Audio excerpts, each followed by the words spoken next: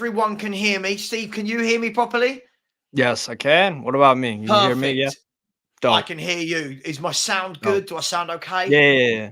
Yeah. Cool. New microphone. I've been, for some reason, like you're just trying to sync it up and everything's not Yeah. working and all this kind of stuff. It's been one of those ones. Anyway, hang on 1 second.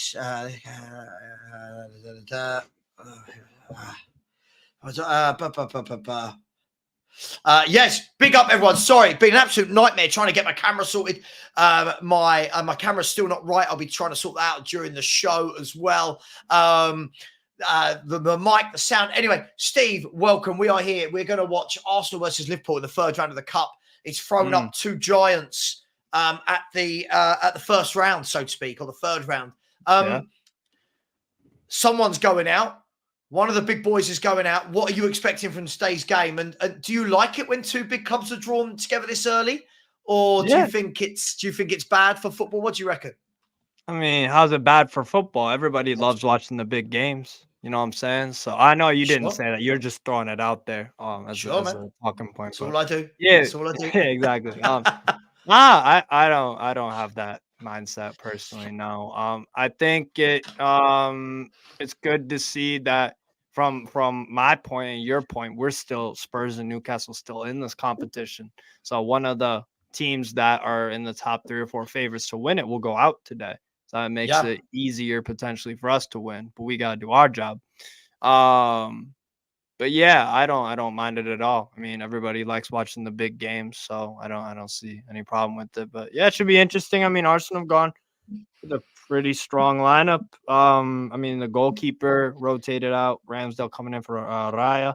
They're going with one of their first choice midfield selections of Rice, Odegaard, and Jorginho. And then that front three outside of Reece Nelson is full strength. I mean, Havertz in a false 9 position. That'll be interesting to see. And then Saka's playing. Saka just don't get any rest. But yeah, he's playing. So Arsenal, Arteta has gone strong. And Liverpool have gone strong too. Well, should we let's have a look at the teams. By the way, there's 18 minutes to kick off. So if we start with Arsenal, they've gone with Ramsdale in goal, who I think is better than Raya anyway. I'm just putting it out there. For me, I think he's better than Raya. With a back four of Ben White, Saliba, Gabriel, and Kiwior has come into left back. A midfield 2 of Jorginho and Rice with Odegaard in the hole. And then Saka, Havertz in the false 9, and Nelson probably playing from the left. That is how I would look at that they're lining up. I don't know whether Havertz will go to the left or maybe Nelson will, but we'll soon find out. Liverpool have lined up with Alisson in goal, Alexander-Arnold, Konate, Quansah, and Gomez. So a very makeshift back four for Liverpool in terms of no Robertson, no Virgil van Dijk. The midfield 3, McAllister with Jones and Elliott. I like Jones and Elliott, by the way, so that should be really, really interesting. Then a front 3 of Diaz, Nunes, and Gakpo. So no Mo Salah. Then when we look at the benches, obviously no Mo Salah. He's gone to the African Cup of Nations. You look at the bench, Arsenal have got the likes of Martinelli and Nketiah, Raya, Smith Rowe, Trossard. Liverpool have got the likes of Gravenbach, Diogo Jota, and not really a lot else. Liverpool have got a lot of youngsters on that bench, Steve. How do you see this going? Because as a Spurs fan, of course, I don't particularly like either of these two teams. As a Spurs fan, you don't want to see Arsenal progress. Have they got too much at home? Is this balanced with both teams making a number of changes? Where do you see this? I mean, for me, both teams put out pretty strong lineups outside of 2 or 3 names for both teams, but 2 good teams out there. I agree with you about the bench. You have Diogo Jota on there, but you have everyone else outside of Gravenberch. Kelleher is a good backup number 2, but not really a factor unless Alisson goes out with some sort of injury or red card. But the bench advantage, it looks like it's in Arsenal's favor because you have Emil Smith-Rowe, Martinelli, Trossard, and Nketiah. I mean, I don't rate Nketiah, but I guess it's whatever. He's on the bench. He's still a first-team player, right? Whichever way you look at it, he's still a first-team player, whether we rate him or not. Steve, there's been some games today so far in the FA Cup. You've had Luton Town 0, Bolton 0, Man City 5, Huddersfield 0. I mean, I don't know if anyone watched that game. it was Man City had 87%. One of my apps says 84. One of them says 87. It was complete obliteration. And I'm going to say, first of all, Phil Foden is one of the best players in the league. But Oscar Bob was sensational. Oscar Bob, that is some player. In the other games, you had Nottingham Forest came from 2-0 behind at home to Blackpool to bring that back to 2-2 and have a replay at Blackpool. Peterborough 0, Leeds United 3, a comfortable day for Leeds. Shrewsbury 0, Wrexham 1. Ryan Reynolds and Rob McElhenney's boys into the fourth round of the FA Cup. West Brom 4, Aldershot 1. West Ham 1, Bristol City 1. West Ham took an early lead through Jared Bowen in that game, but Bristol City equalised. And when you look at the lineups, I mean, how West Ham have not won that game with the 11 they've got out, they'll be asking some serious questions. And then you've got Arsenal versus Liverpool today. Steve, I just want to get your thoughts just really, really quickly, and then we'll go to some of the chat. Actually, let me go to the chat quickly, and then I'll come to you. By the way, everybody, I would like everyone today, please keep it football. I don't want any silliness now. I don't want any talk of anything that isn't football, all right? We're here to talk football, all right? Big up, Mark. Big up, proud to be a Geordie. Said no Jesus, no Salah for Liverpool. It's going to be an interesting one. Absolutely. Two big players out there. Big up, Sava. Hope you're good. And this is a message for all you deluded Arsenal fans that go on the Sava show. Get prepared for a miserable day. Well, Arsenal fans already preparing for a defeat. Donna has said, Donna, I'm going to ask this with the nicest possible respect. I and many of my followers are getting a bit bored of the silliness now. I'm going to be brutally honest with you. I'm getting messages from people in my private chat saying, please, can you stop that Donna posting these silly things? I appreciate you as a member. I appreciate the super chats, but please, can we stop all of this silly, I'm in love with you, I want your clothes. Please, can we please just keep it football, please?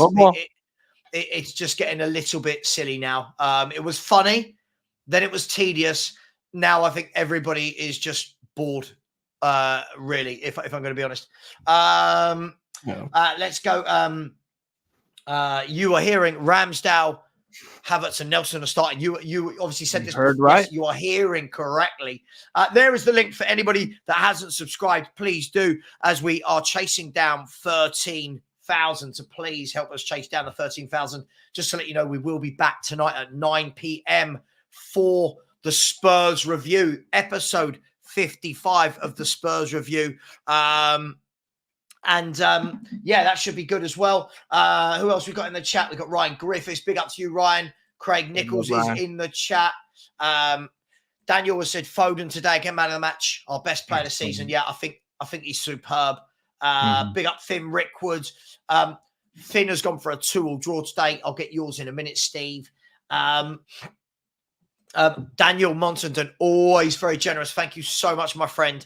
Has said, big up, Sava. Big up, Steve. Big up to you, Daniel. Said, looking forward to this one.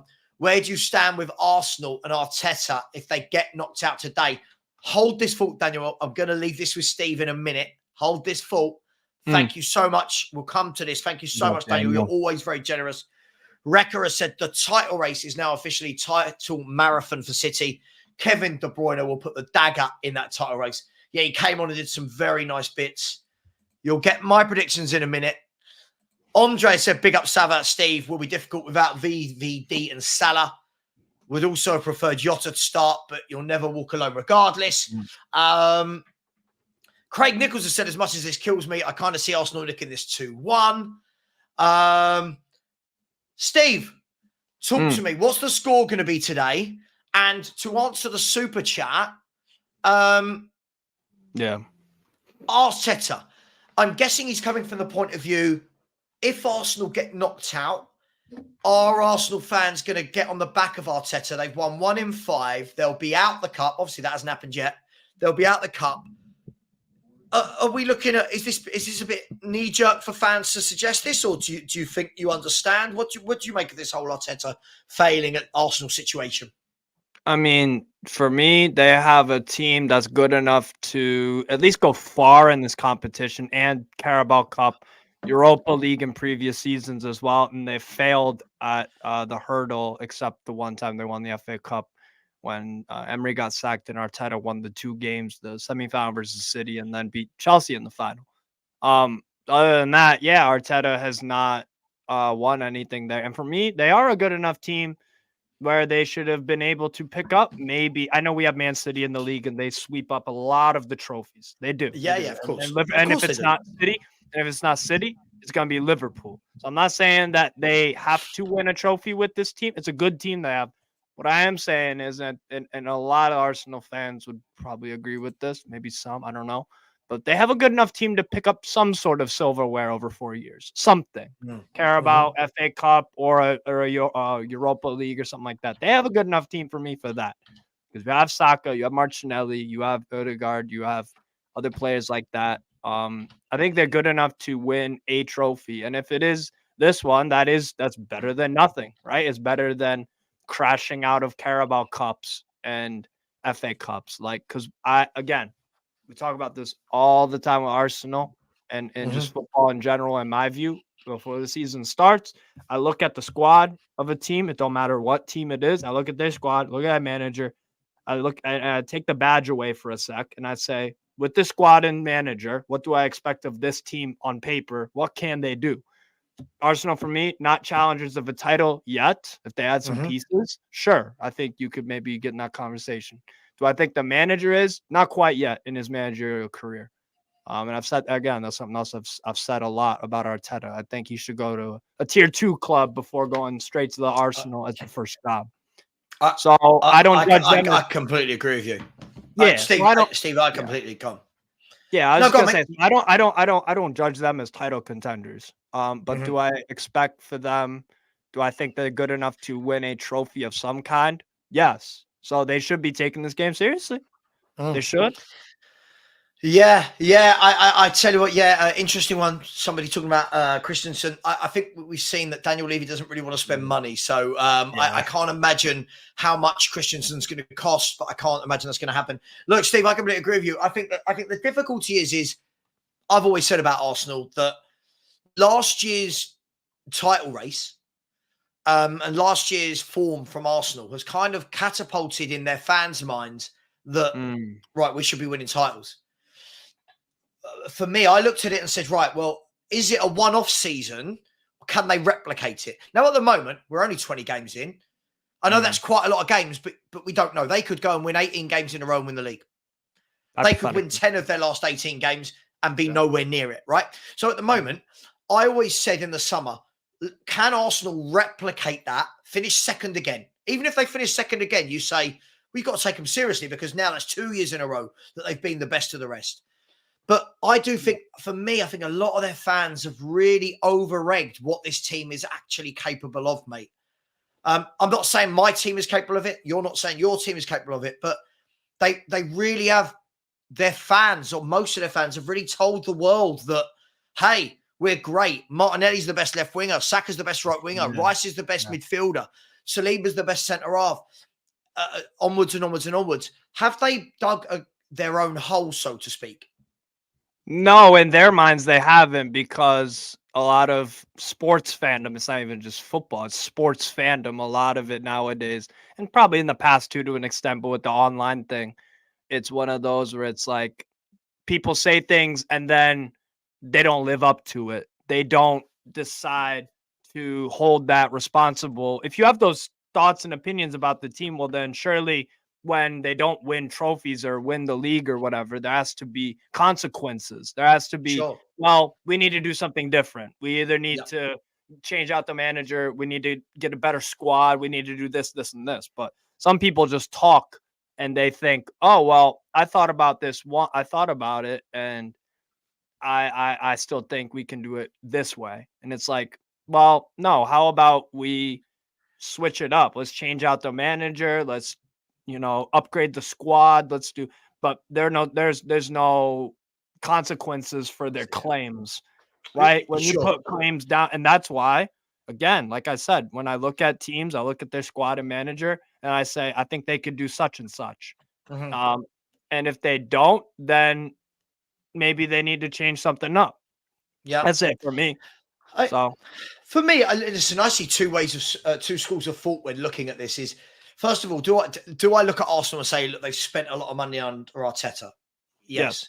Yes. But do I look at all the other clubs and say, have they also spent a shed load of money in the last 4 or 5 years? Mhm. Yes. Everyone. Spurs have spent money. Newcastle have spent money. Chelsea have spent a ton of money. Nottingham Liverpool, Forest.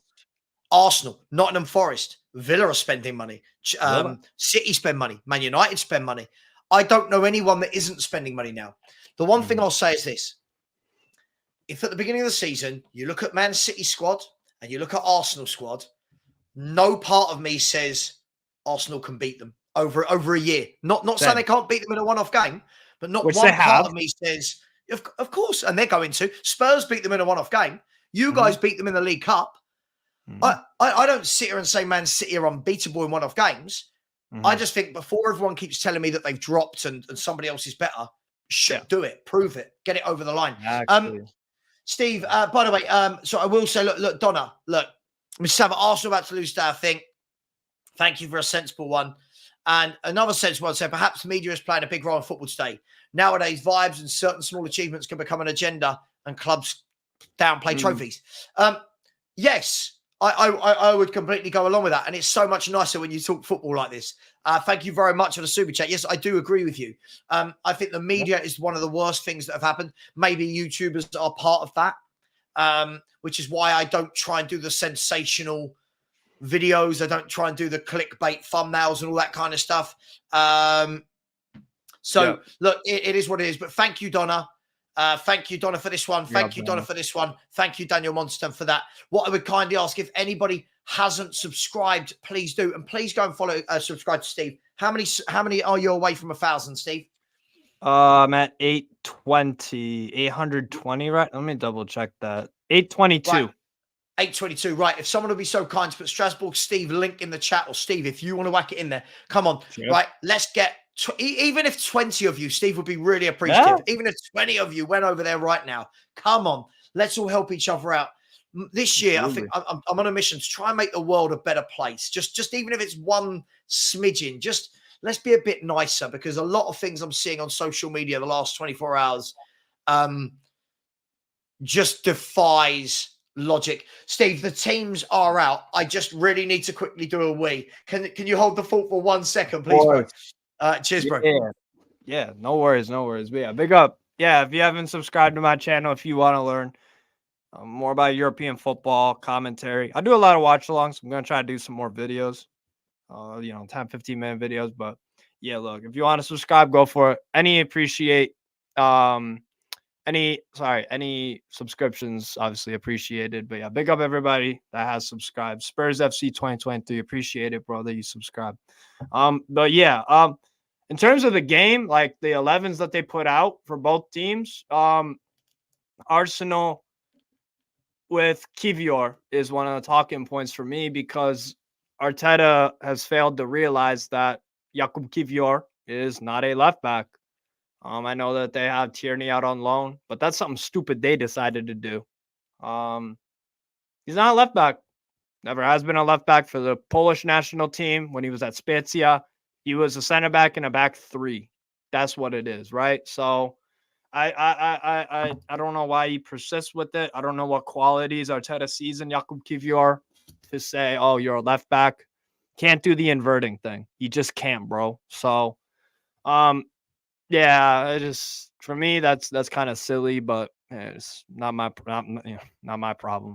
Just commentating as an outsider, but yeah. In terms of Liverpool's 11, I mean, I forget who said it in the comments. They're surprised that Diogo Jota isn't starting. I probably would have started him too, over Nunez. I think Nunez is just kind of an enigma. I'm a fan of Nunez, but to say this season he hasn't had some stinkers and some games where it's like extremely frustrating because he picks up good positions. It's the finishing, right? It's somewhat similar to Timo Werner, Nunez in a way, and I'm going to explain why. Because I know me and Sava are both kind of fans of Nunez, but what I will say is Yeah. Werner, and again, they're different players, Nunez and Timo Werner, but the finishing for both sometimes leaves a lot to be desired. Nunez does bang in some goals for sure, but he could have a lot more if he just, you know what it is? You know what it is? And this isn't to toot the horn of Newcastle. I'm just giving an example of a striker with some elite composure. You have Isak. When do you see Isak scrambling around with the finishing touch on goals? Not too often. So I think Would you Nunez just doesn't have it in him with the composure. Did just would kick you off. say though as well? Would you say and thank you to the person that did just subscribe? It really does help. We're trying to go towards at least 12,500 very soon. Yeah. Would you say as well that I think Nunes for me is indicative of where we are in 2024 strikers. I look at so many strikers now that we're talking about other things they can do in their game. Let's talk about Timo Werner. He's quick and he presses. Cool. Richarlison, he works hard. Cool. Right. This player, Nunes, causes problems. He's a pain in the arse. Cool. How many of these strikers are we actually sitting there now going, what a great finisher is this guy? Like, it seems like we've got away from natural finishers and we're scrambling around to find superlatives in other areas of their game. And that's fine. But for me, that's just where we are. I think a lot of strikers, if they get 15 in a season now, it's good because they're not good enough.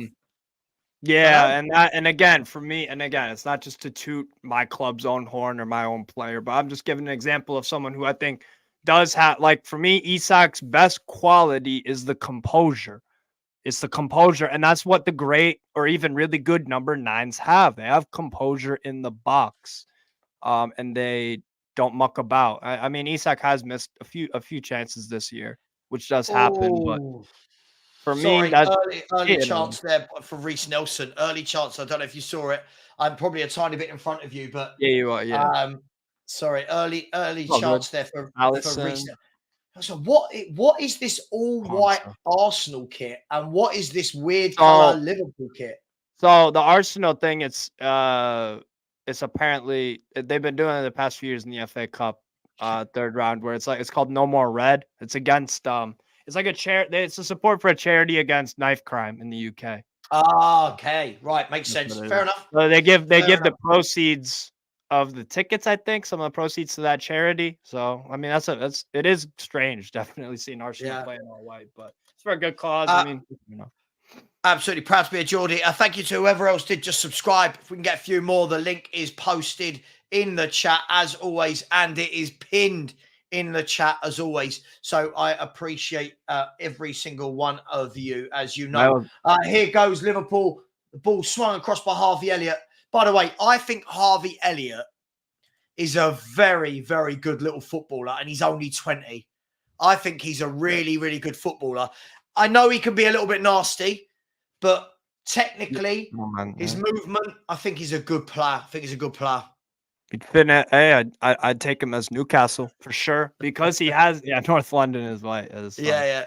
For a good cause, I get it, but it's kind of funny that obviously Spurs playing white. Now Harvey Elliott, good player. Is he good enough to crack into the 11 for Liverpool if they're winning Premier Leagues and Champions Leagues? I don't think he's a solidified 11 squad player for sure. Elliott.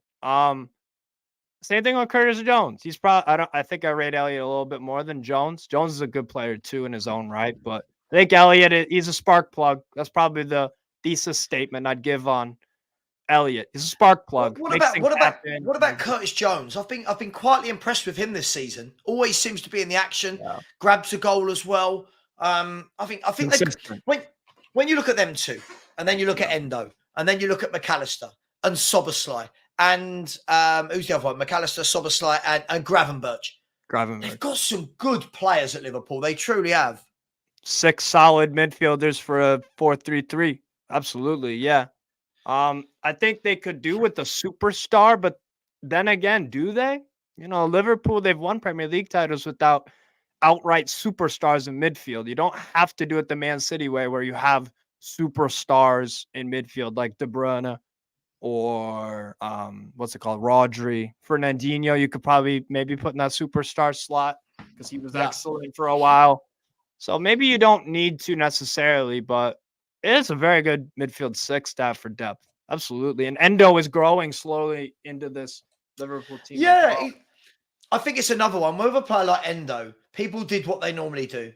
Player from abroad, they gave him 4 or 5 games where he had 20 minutes each game and said, oh, he's crap. He can't play in the Premier League. We always do it. Hang on, here's Arsenal. Here's Saka. He's cut in. Odegaard's got loads of space. Switched it out to Nelson.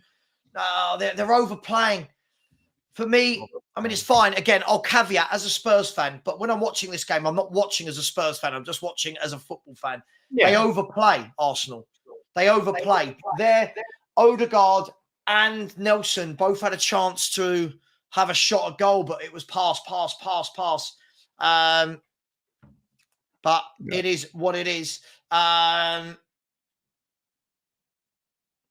That's been one of their problems, Arsenal, overplaying. And you could say the same about Xavi at Barca as well. They overplayed a bit too much. They try to score the perfect goal compared to score goals, which is what Liverpool have done so well over the years, why they contend regularly for any trophy that they're really in. Because they just get goals. They get goals. If it's pretty or if it's not pretty, you can rely on them to bang in a bunch of goals throughout all the competitions, and then you have the squad depth to back that up. So that's the difference ultimately between City and Liverpool and Arsenal. Those sides bang in goals. Arsenal, yeah, it's just I don't know. They're just not there yet, which is fine. But some of their fans like to, like you say, they go crazy with the hype and stuff. I think a lot of fans do. Look, it's not just. I mean, look, Spurs have theirs. I'm sure Newcastle have theirs. Arsenal, Liverpool. I think everyone wants to think that their team's going to win a league. Everyone wants to think that they're on the right path and trophies are. And it's great. I think it's fine to do that. But I just think, for me, I'm someone who's very much get over the line. Stop talking about it. Let it happen before we preach. Should have been 1-0. Should have been 1-0 Arsenal. Good corner kick in. The ball was played across the front of the box and no one could get the touch. Shot. Yeah, wide right. Oh, should have scored there, Arsenal. They're coming again here. Arsenal, here is Havertz with a winding shot, but Alisson deals with that at the second attempt. I tell you, it's really annoying. I know who they are, but without their names on the back, it's really annoying. Yeah. Here's Luis Diaz. It's been a good tempo to this game. Really good tempo to this game so far. Okay. Yeah, it has been a decent start by Arsenal, to be fair to them. It has been. Spurs FC said, Sava, who do you want to win? Because it's Arsenal, but also Liverpool. I mean, I would never want Arsenal to win. Let's be brutally honest. It's not that I want Liverpool to win, but either way, evils. Right, and either way, one of the big three clubs is going through today. So I don't really think it matters, but I think it's funnier if Arsenal go out, right? Being a Spurs fan. Napoli apparently have turned their attention to Davinson Sanchez after losing out on Genoa defender Radu Dragusin. You would be gutted if you lost out to Spurs on Dragusin and then went and took their reject instead. Is that harsh, or is that true? Or it's not harsh at all, and it's indicative. It's indicative of Napoli under De Laurentiis. They either get it really, really, really right, or they fail abysmally in terms of recruitment of managers or sporting directors or players. You either bring in an Osimhen or you bring in a Patania. You bring in a Dries Mertens or you bring in a Chucky Lozano. You bring in a Kim Min-jae or you're looking at a Sanchez. Like they are so hit or miss. Napoli sometimes. They were a hit last year, but they're a huge miss this year overall. Yeah. Yeah, absolutely. And thank you to the person that did just subscribe. Please do continue to do that. So thank you very much. And let's get the likes up. We're only on 54 likes. Let's get that to 100 likes ASAP. Nice chilled out stream, Steve. I almost kind of, I love these streams where it's chilled out, not my team playing. So I've got there's no urgency for me. There's no worry. If anyone plays badly or well, there's no worry. Do you know what I mean? Watching Um, football with the boys. That's it. That's all it is. absolutely, man. Absolutely, man. Yeah, Liverpool not really got going here. Um, Yeah. Arsenal have played some nice stuff.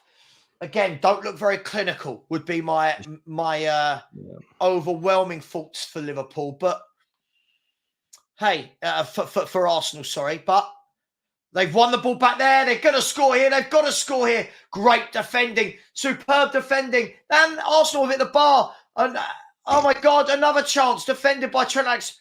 Tell you what, it goes back to what I said 5 seconds ago. Not clinical enough. How?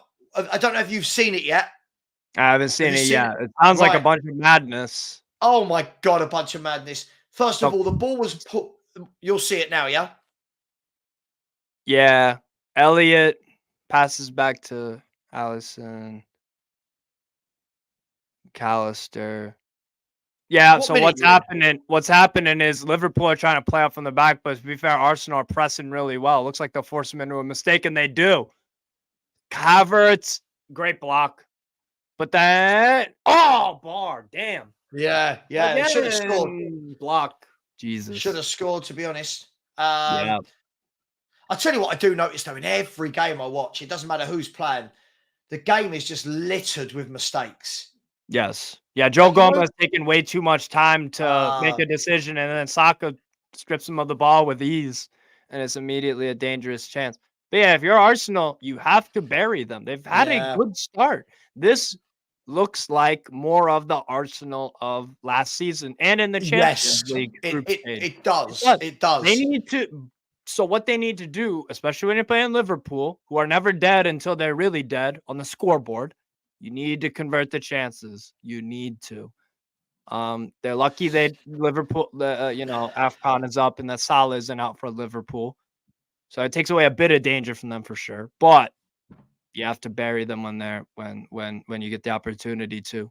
That was what happened again in the Newcastle Liverpool game earlier in the year. We blitzed them the first half, only got a goal out of it, left it late, and Nunez got the brace. So you got to kill them off when they're down. Yeah, no, absolutely. Absolutely. By the way, you're about to see two very hot-blooded tackles in the space of 5 seconds in the game. I love seeing that. Nothing wrong with a couple of tough tackles. That's gone out the game. And then on Diaz, yeah.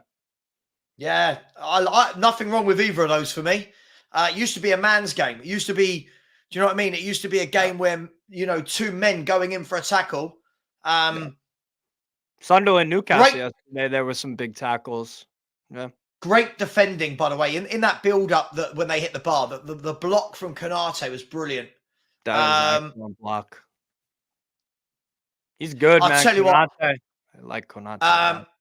Big up Wayne Holland. Big up to you, my friend. Said, afternoon, chaps. How's it still 0-0? To be fair, Arsenal should have had a goal minimum here today. Muddisy, absolutely. Short supply. That's the problem across the world football. Short supply now. Problem is, because it's in short supply, people start rating players that aren't very good. I always use Richarlison. He scores a couple of tap-ins and people forget just how bad a footballer he actually is. Mazza, I can't agree more. It has been lovely watching all the games this weekend. No VAR decisions, just watching football and getting on with it. I've enjoyed it. I've really enjoyed it. I think defenders are hard done by. Can't even touch players these days. Yeah. Hang on. Here goes Liverpool. Alexis McAllister to Trent. Trent's going to play it out wide. Sorry, Gakpo that was. Sorry, not Trent. Here's Trent. Sorry, from the camera's quite far away, and they both from behind. They look very similar statures. And then a poor ball that goes into Ramsdale. Wayne has said, "Good boys, good win for your boys yesterday, Steve. Totally deserved that. Needed that win extremely bad. With Sunderland, you know what it is. They have a lot of liveliness about them. They have a few decent players. They lacked someone in midfield with a bit of power and physicality. Bellingham was marked out of the game, so you have to have another option there, and they just didn't quite have that. Bruno G bossed the game, large parts of it. Joe Ellington had a very good first half, but a big win. big win. And like I said, Isak, with the brace. So fair play. I mean, needed that win bad. We got City on Saturday in the league. I feel good about the game just because it's at home. Other than that, yeah, it just if you gave me a point right now, I'd take it. But yeah, I'm not. I just make it competitive.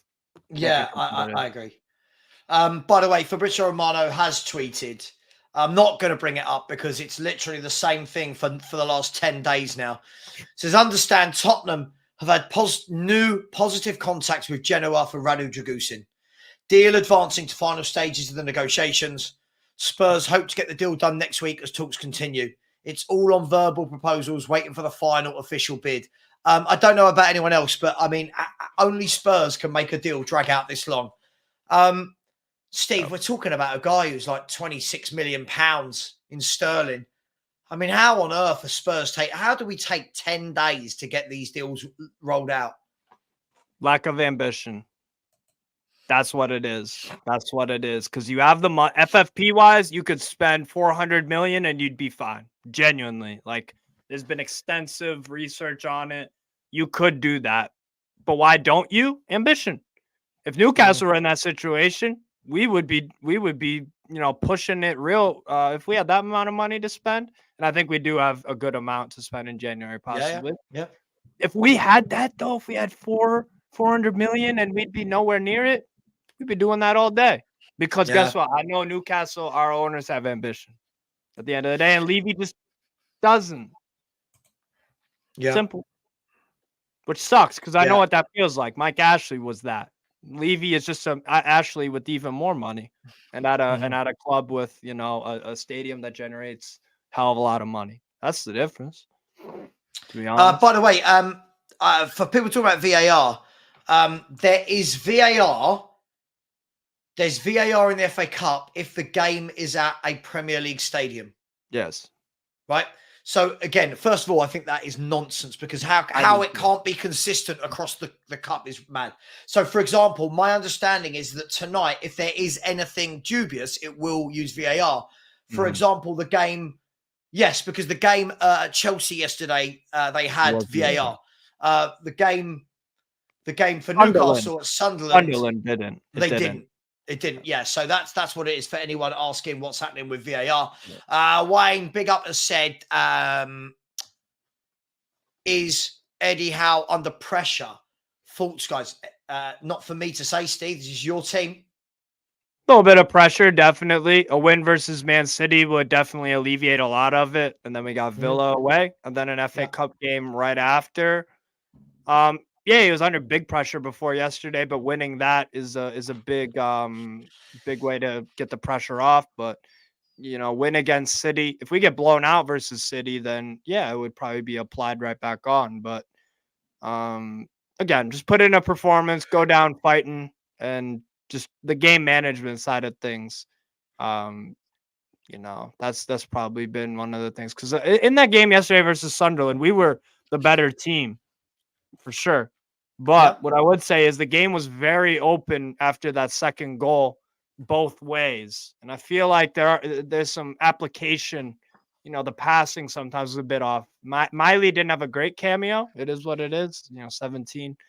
At 17, you're going to have some bad games. I mean, he set a high standard. That's what it is. And so people will be like, oh, he was. But, let's be fair. At 17, he's probably way ahead of his development where the club thought he'd be.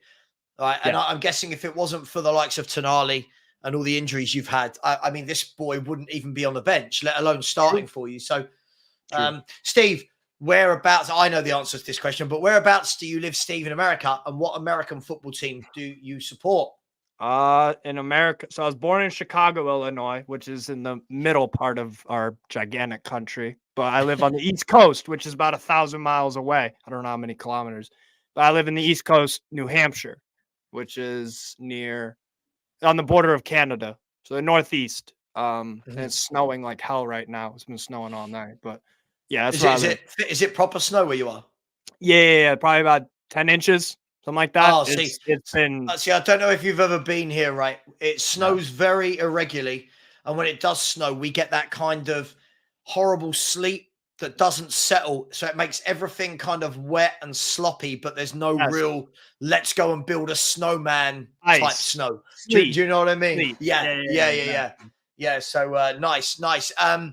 Mazza said Levy will get the deal done. By the way, nothing's really happened the last the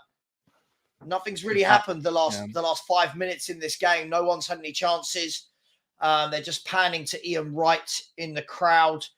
I can't believe someone said the other day Ian Wright was 60. I was like, God, how did he? It's like, what?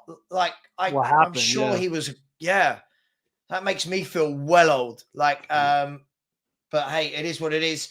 Here's Trent Alexander-Arnold. Good run here. He's driving through the midfield. This is a good run. He's held off the tackle from Reece Nelson. Lovely ball to Darwin Núñez down the line. He's actually putting a decent ball into the middle. There was no one there. That's where Darwin Núñez is good. He runs the line well. He holds the ball up well. If I was them, I would hire someone to just coach the finishing. If that boy could finish, he'd be so good, but he really doesn't. Levy being Levy. Yeah. Me and Steve disagree on this. I don't think he's under any pressure. Oh, not any. I don't think any. If this was Mike Ashley days, yeah. But richest club in the world, qualifying for Champions League, making a Carabao Cup final, spending money. Yeah, you're under some pressure. Not under any. But yeah, that's right. Corner kick just came in, left-footed from Elliott on the left-hand side, whipped to the edge of the 6-yard box. Darwin Núñez rose higher than everybody else, or unmarked, to be honest, and his header glanced wide. I have to go down as a good chance.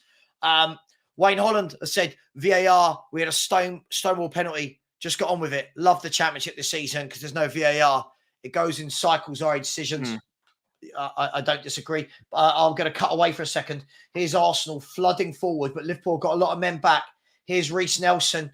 He's running at his man. Heavy touch. The ball's gone out. He went down, looked at the referee, and the referee's just told him to get up. Just get up. What accent is that? American? To be fair, there are different American accents because some of them talk like this, and then in the California they have a different accent. There's a Midwest one, which I have. It's Chicago. It's boring. And then the Northeast. Just quickly, why are there some people that have got a little link sign? Oh, I'm streaming on my. I'm streaming on mine. So my comments section on Strasbourg Steve. That's where. I see. I see. Oh, you've streamed this show to your viewers? Yes. I see. Right. I didn't know what that was. Okay, that's interesting. I've not seen that before. Like there, because you can't see it on there, but in my comments, I can just see a little. Nice. Yeah, that's my buddy from. Steve? That's my Milan buddy from North Macedonia. Big up, Anda. Nice. Gary Officer, big up to you, my friend. I said it's snowing like that in New York City. I'd love to wake up tomorrow and see like 5, 6, 7 inches of snow, but we don't. Crazy. But by the way, Steve, when it does, and it's very rare that we get that snow, I'm talking every 3 or 4 years, maybe, unless anyone in the chat tells me I'm wrong. When we do wake up to that snow, the whole of the country comes to a standstill.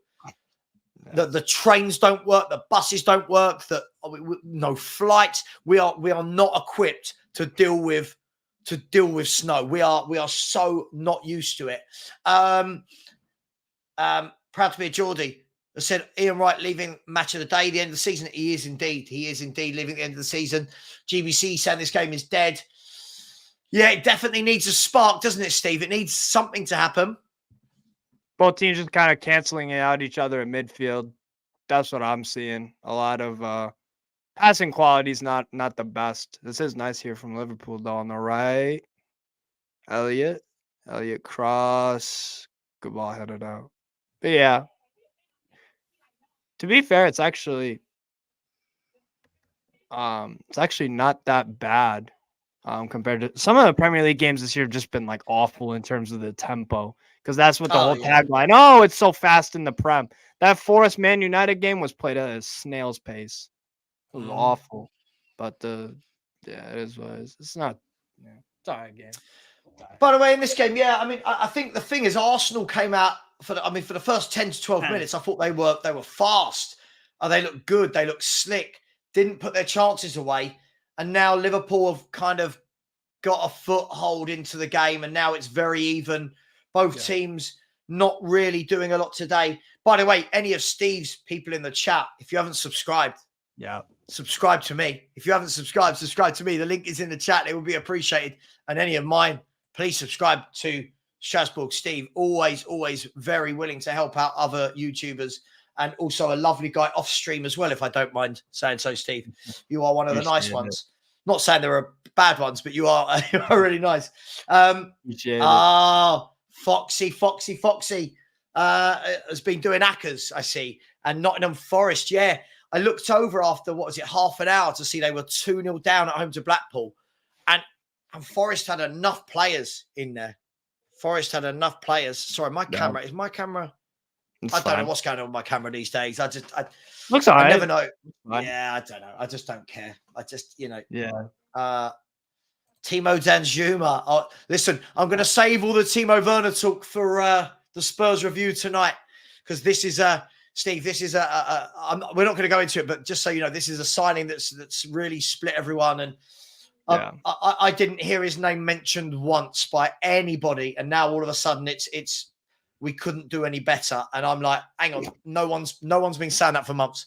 I've not heard anyone say that. I've heard everyone for months saying, we need this. And then you get Werner and they go, well, you can't do better. So we're going to discuss that tonight on the Spurs review.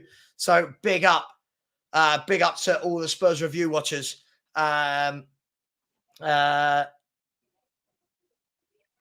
Timo Werner is not the next Miroslav Klose, by the way. They have nothing alike as a player besides the fact they both have German passports. Miroslav Klose has had composure in front of net and scored bucket loads of goals. Timo Werner has scored goals, but no composure. That's it. Miroslav Klose has a World Cup as well. By the way, just really quickly, the Spurs review tonight is currently set for 9 p.m. I might be changing it to 8. It depends if Sean and Henry are doing a show. I don't think Henry's very well. I'm not sure. Sean's going to let me know soon. If they are streaming, join them at 7:30 and then me at 9. If they're not streaming, I will change it to 8 because I'll need a break from this one. And if I do like 5-6 hours straight the way through, my missus will absolutely divorce me. I think Friday she got in from work at about 4:30. And then I think she saw me stream from 5 right the way through to 12:30. So, yes. Listen, Steve is always welcome. He knows he is. He knows he is always welcome to join my shows. You know that, Steve. You know you're always invited. So, yes. RIP to Sava's marriage. Yes. Yeah, exactly. Foxy, when I saw they were 2-0 down, I thought to myself, let me go and have a look. And I thought, hang on, Nuno's put out a good team here. Buffalo, Worrell, Murillo. Chris Wood, Callum Hudson-Odoi, Morgan Gibbs-White, Rodriguez. Chris Wood, he scored a hat-trick the other week, didn't he? Against you. Yeah. Hey, what I was getting, against you, He did. GBC, are you married? Just buying your wife a bunch of flowers. That says more that you've done something wrong than fixing anything, if I'm brutally honest. Yeah. Hi, sorry I've been streaming. Arsenal have won the ball deep in the Liverpool half. It's flicked in. He's got to score. No, oh my God. Wait till you see it. From Kai Havertz. Oh, the Arsenal fans he is not a they'll striker. be baying for his blood. You know what it is? So I was on a terrace earlier because Terry was doing something. The breaking news about Jesus Navas, or sorry, not Jesus Navas, Gabriel Jesus getting injured. And they were like, oh, what's Arsenal going to do here? Because he's going to be out for 2-3 months. It's reported.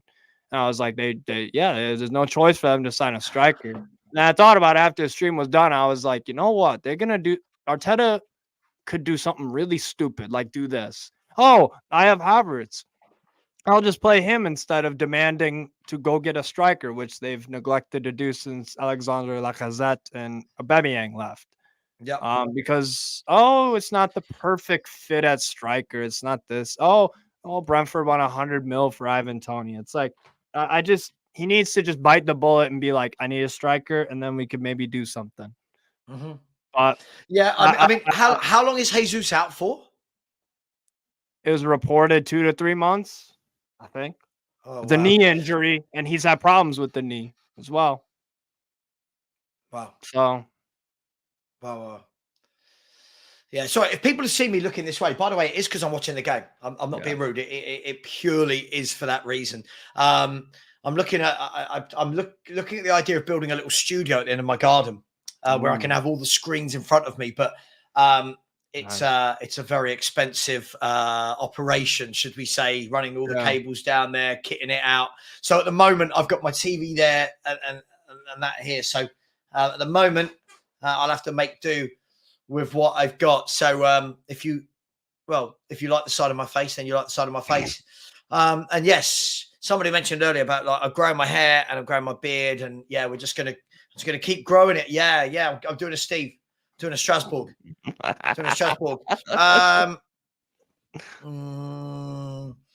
this game, I always use this line, but if ever a game needed a goal,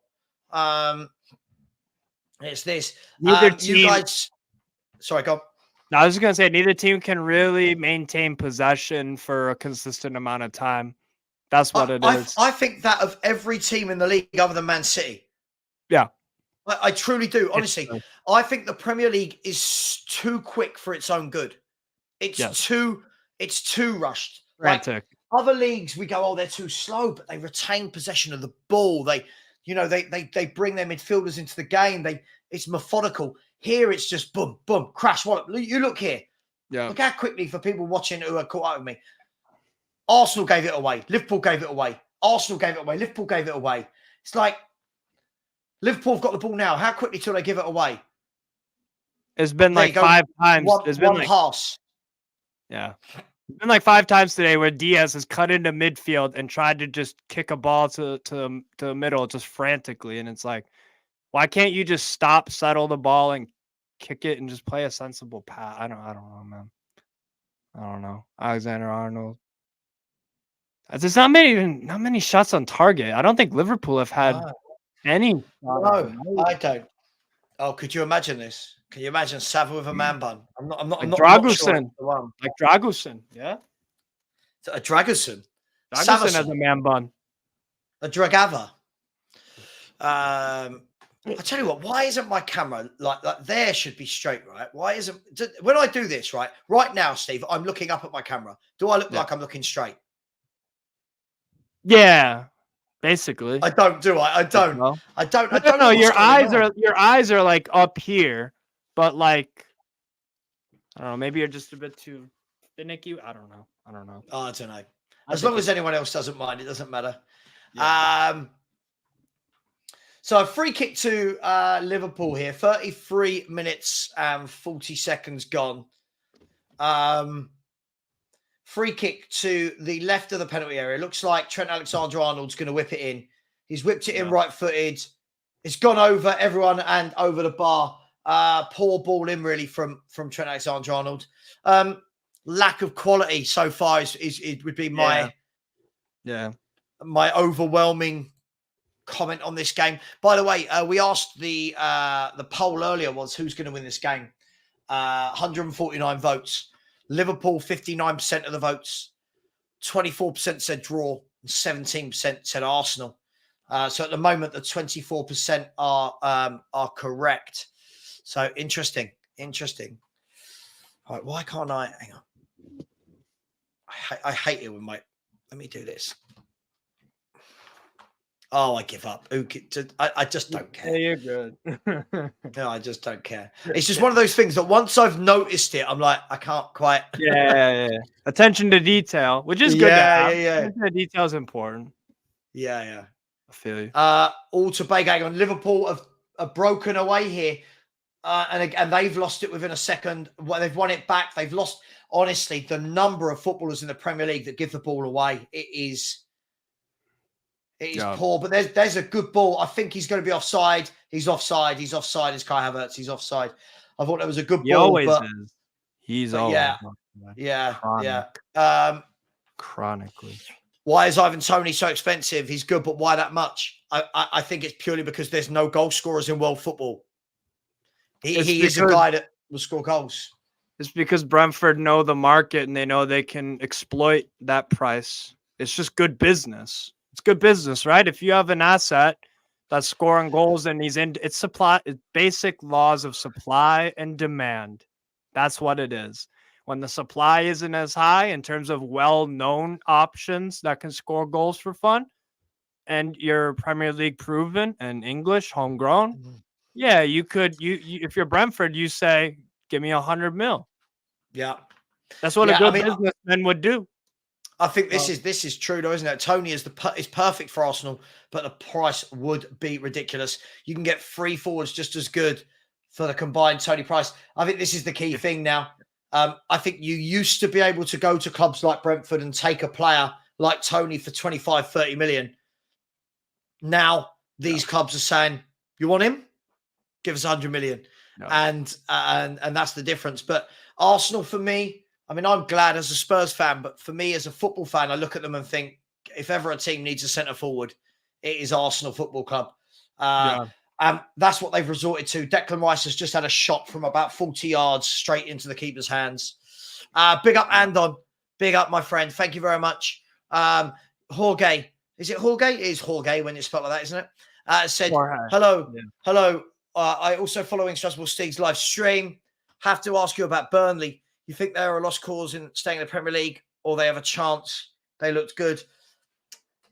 Ultimately, Jorge, for me, I think Burnley play some lovely stuff. I always grew up with this phrase, which was big guns. Teams need big guns. You need big guns to stay up. You need bigger guns to win leagues. I don't think Burnley have got enough of them. I don't think they've got enough guys that are going to get you 8 to 10 goals, 3 or 4 goals that will get you 3 or 4 guys that will get you 8 to 10 goals and keep you up. I don't think they've got it. I worry for them. Steve, what do you make? Think they've got a chance? I do, just because of I'm still not sure about Everton, because you can't really say that for them as well, that they have 3 or 4 guys that can get you 8 on their own or whatever. So maybe they can. I mean, Burnley would at this point do well to stay up. I do think they will, because they will overwhelm certain teams and then have good days like they did against Fulham. I do think they'll probably just nick it. And I think sorry, really quickly, Steve, quickly. A corner's come in from the right hand side. It was swung in left footed.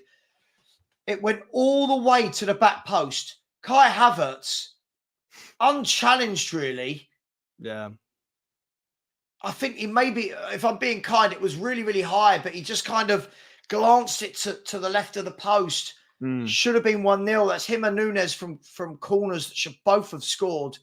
Yeah, but John Fitzpatrick, depends where you live. If you're in the UK, it is BBC One. If you're in the UK, it's BBC One. If you're abroad, I don't know, somewhere. I don't know. I just saw that average chance. You have to get that on target. There's no excuse. I mean, I was being kind. Bill said there's no skill to this league at the moment. 100 mile per hour is great if something happens at the end of it. No wonder England win nothing. This is why, because when we go to the international games, we don't have enough. We don't ever put the players on the pitch that can slow the game down. The Maddisons and the Fodens should all be on the pitch at the same time. People that keep the ball, keep possession. See, for me, if I'm England, I want my England team to be Henderson. Sorry, Henderson. No, I don't. Sorry. I want my England team. Sorry. Bellingham, Rice.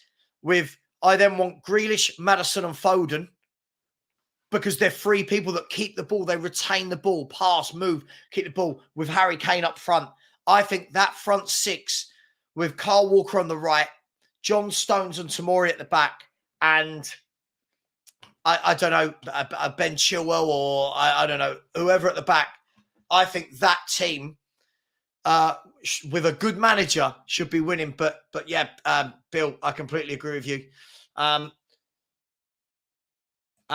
Griffiths has said 12 attempts to 1.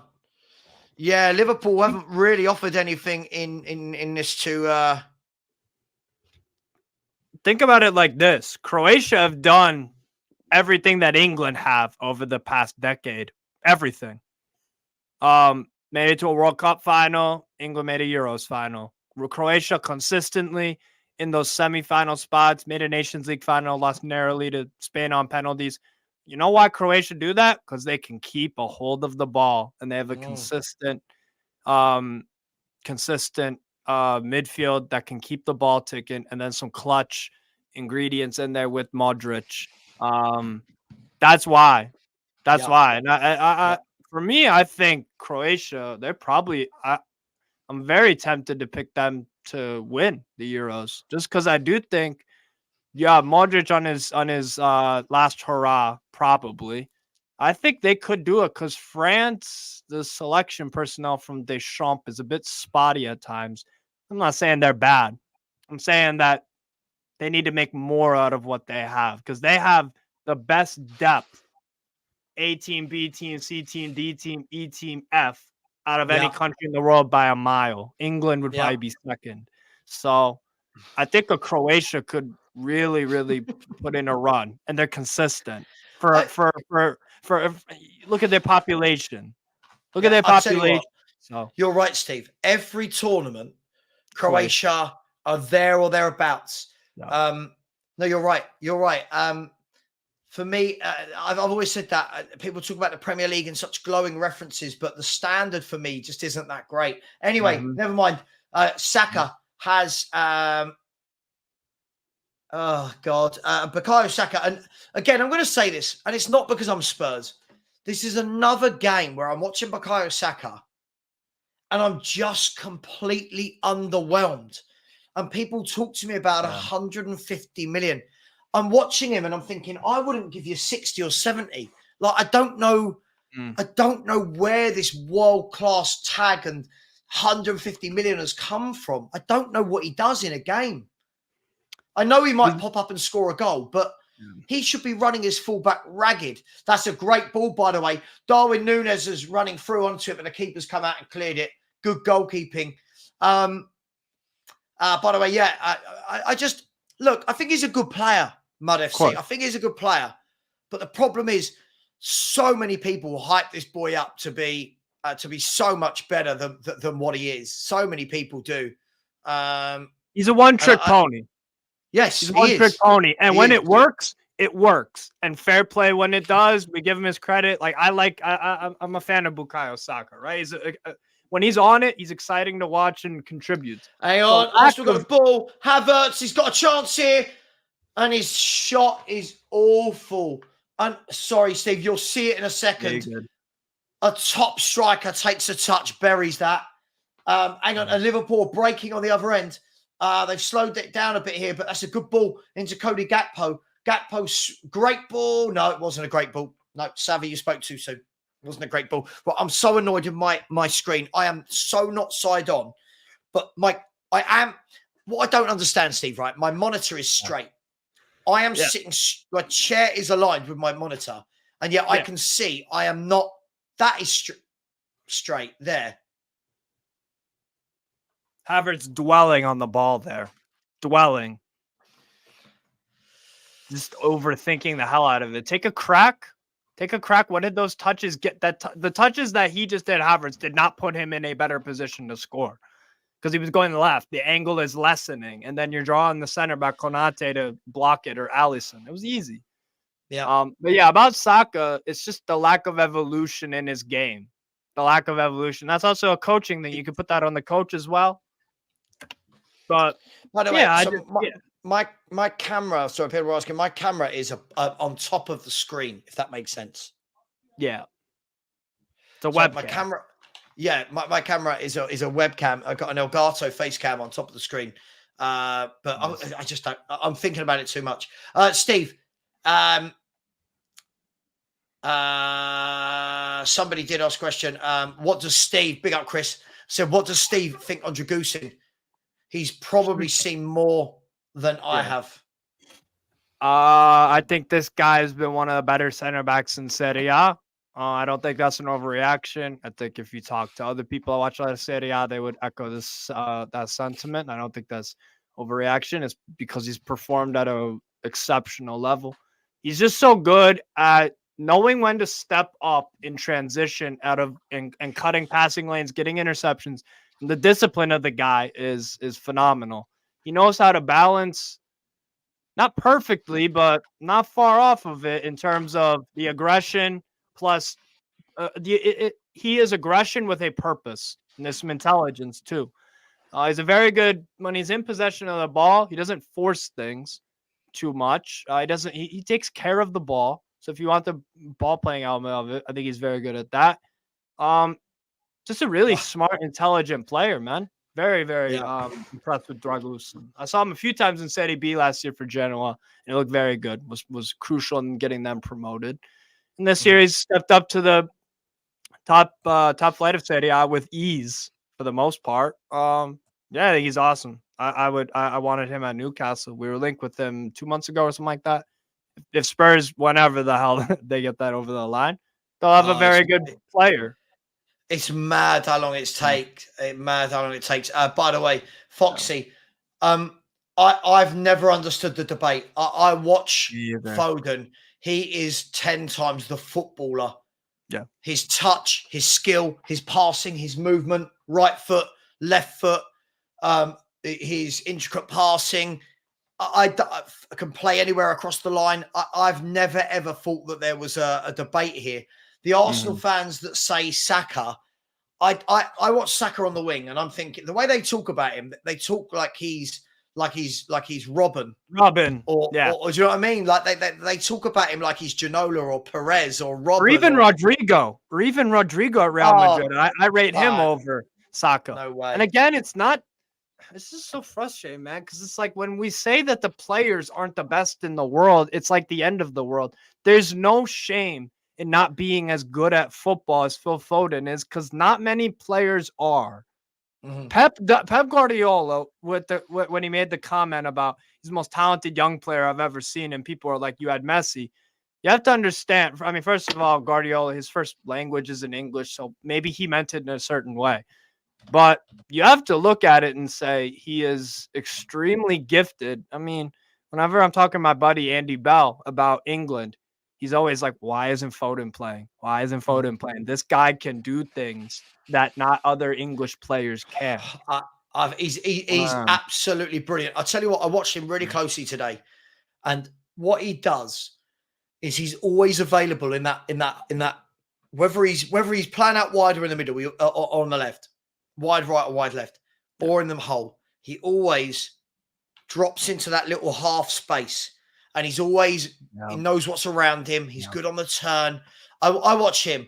There isn't a debate. Bukayo Saka gets some goals. I'm not doubting it. Yeah. But again, it's another game where I'm told he's amazing. I watch him and I'm like, do something then. Right. Grab the game by the scruff of the neck and show them who's boss. Right. And they can't say it's because he's Arsenal, because Thierry Henry was the best player for me that's ever played in the Premier League. And he was Arsenal. Dennis Bergkamp was one of the best players I've seen. No. Patrick Vieira, Perez. Yeah. These are some of the Ashley Cole, one of the best left backs I've ever seen. They can't say it's because they're Arsenal. Right. It's just because he's not great. By the way, here's a question. Everybody really quickly in the chat, without looking at Wikipedia, really quickly, the time it takes. How many trophies do you think Phil Foden has won by the age of 23? How many trophies? Steve, give me a number. He's 23 years of age. How many team trophies has he won? People in the chat. There's the first. The first one is 12, 11, 10 to... I mean, Hennessy, none of that cheating, bro. Come on, give me a number. 12, 15, 8. 8. We'll come back to this, Craig. 10, 12, 15, 3, 10, 10, 18, 17, 8 to 9. Steve's gone with 14, 22, 4. Louis Gay, 4 or 5. He's just won 5 in a year. Don't worry about that, mate. Yeah, He's just won 5 in the last 12 months. 13, 9, 15. Phil Foden has won 16 trophies by the age of 23, has played over 250 games for Man City, has got something like 35 to 40 England caps, right? Yeah. And you think of all the players Man City have had in the last 5-6 years since Phil Foden's been playing. Yeah. You think since he's been there, Sterling's come and gone. David Silva has gone. David Silva, man. Right? Yeah. Ferran Riyad Torres Mahrez has gone. Mahrez has come and gone. Gundogan has come and gone. Leroy Sané has come and gone. Right? You look at the players that he was behind. Right? Yaya Toure was there. Yeah, right? And he's still there, and still in that time managed to get 250 games for Man City. And I was watching a podcast the other day. I was watching a show the other day where they were talking about, oh, he's not really progressed like we thought he would. And I thought, what? Well, he should be the main man, not De Bruyne. What? What are you talking about? Kevin De Bruyne is one of the best players in the, like, you know, when you just shake your head, Steve, and go, what are we doing here? Like, we're just knocking a bloke for the sake of knocking him now. Yeah. Madness. 16 trophies. And Spurs have won 1 trophy in 16 years. Yeah. Yeah. Oh, man. Man, oh, man, oh, man. Well, I mean, listen, he could retire now, Steve. Yeah. And his career would be better than most pros that play the game. Yeah. The only player I could think of that stacked up that many trophies by 23, Kingsley Coman, probably. That's the only one that comes to mind immediately because Coman won a league with Paris Saint-Germain. Yeah, in other words, you got to think about Kingsley Coman won the league with Paris Saint-Germain, Juve for a year, and then went to Bayern München, won the league every single year of his career at Bayern, won Pokals, scored the Champions League final winner, and won that competition. He's won the Club World Cup, DFB Super Cups. I mean, that's the only player that comes to mind for me that has started off his career with just trophy after trophy after trophy after trophy after trophy. It's unbelievable. Unbelievable. Yeah, Zula has started off his career. Yeah, Zula, Lewandowski had a bunch of trophies too.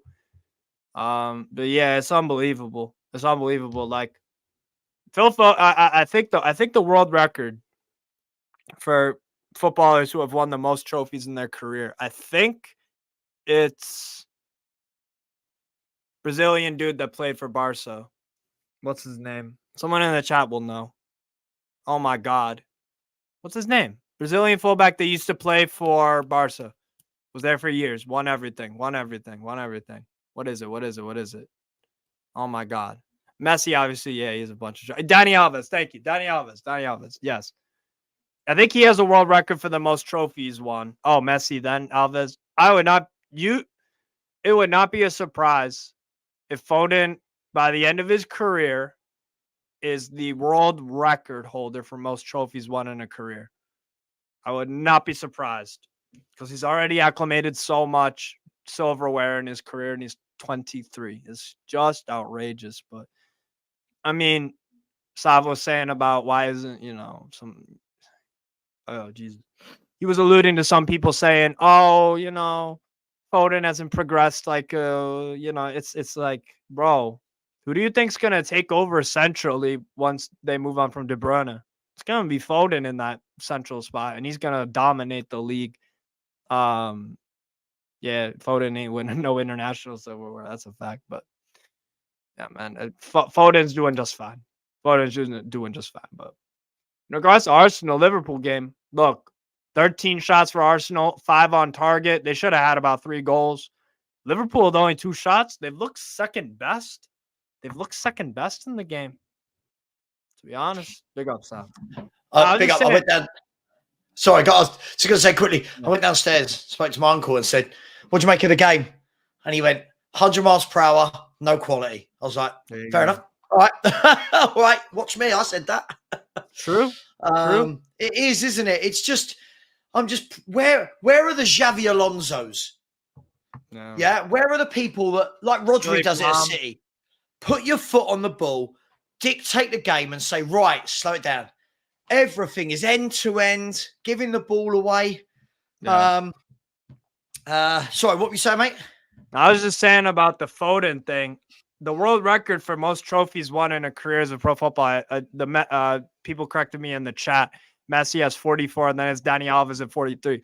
Phil Foden, if he says his whole career at City, even when he's 32, I would not be surprised if he ends up with 45 trophies at City by the time he's retires. He could be the world record holder. He's already Mate, got how many? He's on course, right?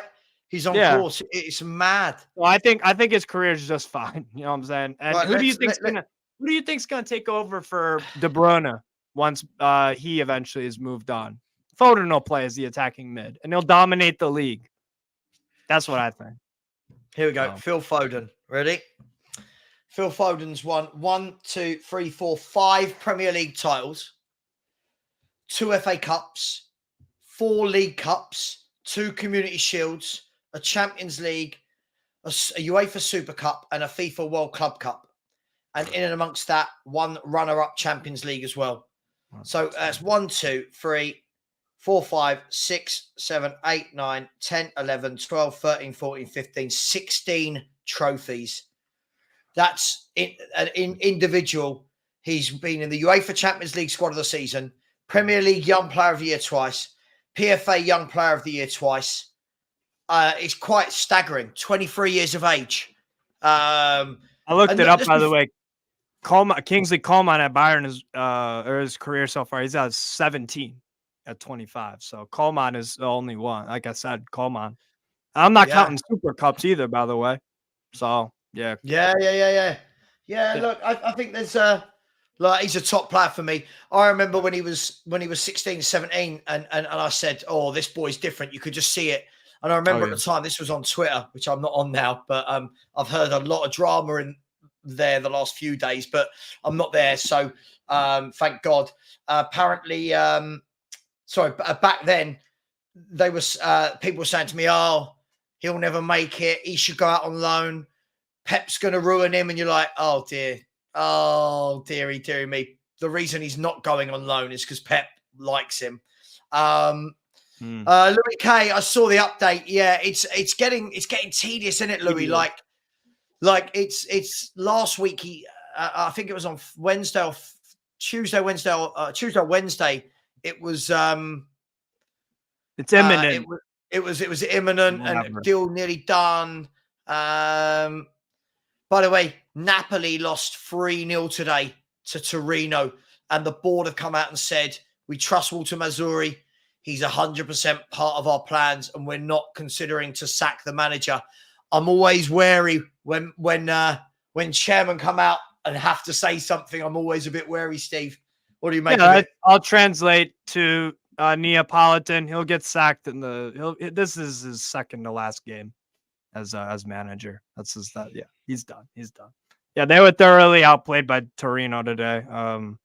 I can't even remember good chances they had. Yeah, they're done. They're done. Like I said earlier about Napoli, they're either hit or miss with everything. That's what Napoli is, man. They're either up here or down there. So yeah, they got wrecked, and they haven't won in Serie A since December 16th when they scraped past Cagliari. They're in terrible form, but yeah, that's crazy, man. By the way, everybody, hang on 1 second. By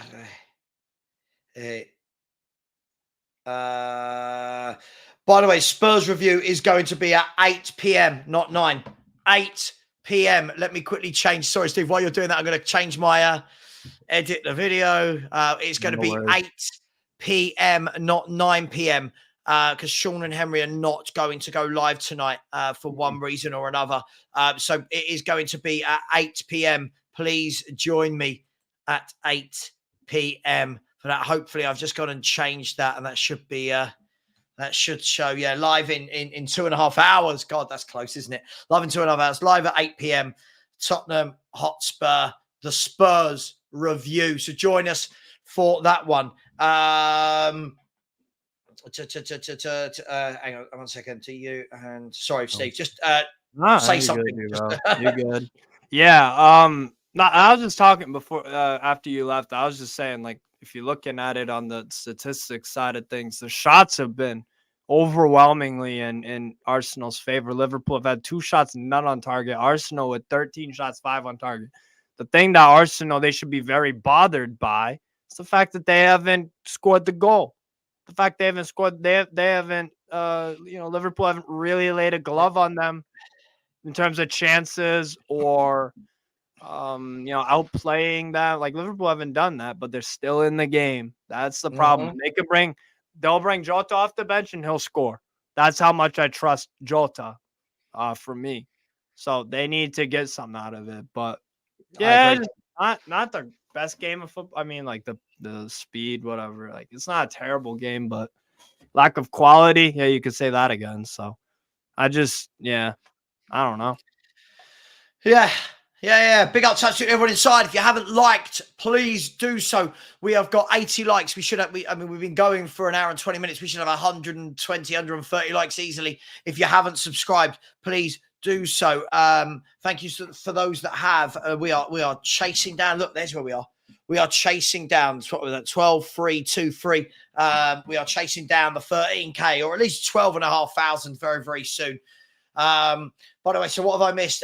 People said Danny Alves, a lot of trophies. Yeah, I think he's just one behind Lionel Messi. Wow. Messi then Alves. Lots of people saying. I mean, if ever it was good for one player to be out in front, it's Lionel Messi, isn't it? I mean, yeah. It's not a bad guy to chase, is it? Bamford, you seen his shot today? You seen Bamford's goal? No, I haven't. I'll look into it though. The reason why Bamford hasn't been picked up by a Premier League team is because I don't really think he's an outstanding Premier League striker. He's all right. He's all right. Like I don't know. Just say it. He's not good mid. enough.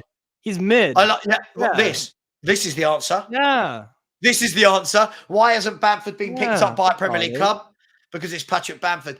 Listen, for me, I think he scores goals. I mean, I say that. He's played 17 games this year and scored 1 goal before today in the league. So, for me, I think he's always been a good championship forward. Of course. Never the guy I would want to keep me up. Hang on. There's not much of a difference between him and, like, I don't know, Jordan Rhodes, for example. Like, those guys, Jordan Rhodes is the guy that'll bang in goals in the championship. He's with Blackpool right now in League One, I believe. Yeah, Jordan Rhodes. So, he's just, that's his level, and that's fine because not everyone can be a pro footballer. So it is what it is. So, yeah, Bamford is just average, really. He's good in the championship. It is what it is, man. Yeah, the injuries have also kind of been a problem for him. But, Mitrovic is a player who could do it enough. Mitrovic had a few decent seasons. Fulham have struggled a few times this year without Mitrovic. It just worked out there really, really well for Mitro. Yeah. By the way, the second half is underway. By the way, Phil P said, Steve, would you please adjust your will and leave me that beautiful R9 Brazil shirt, even though I'll probably go first. Huge love, even though I'll go first. Phil P, you're young. You're not going anywhere. Phil, you're only like, 5 years older than me? Probably. You look, I don't know.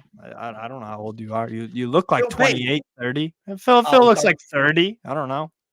I can say I've met Phil a number of times in person.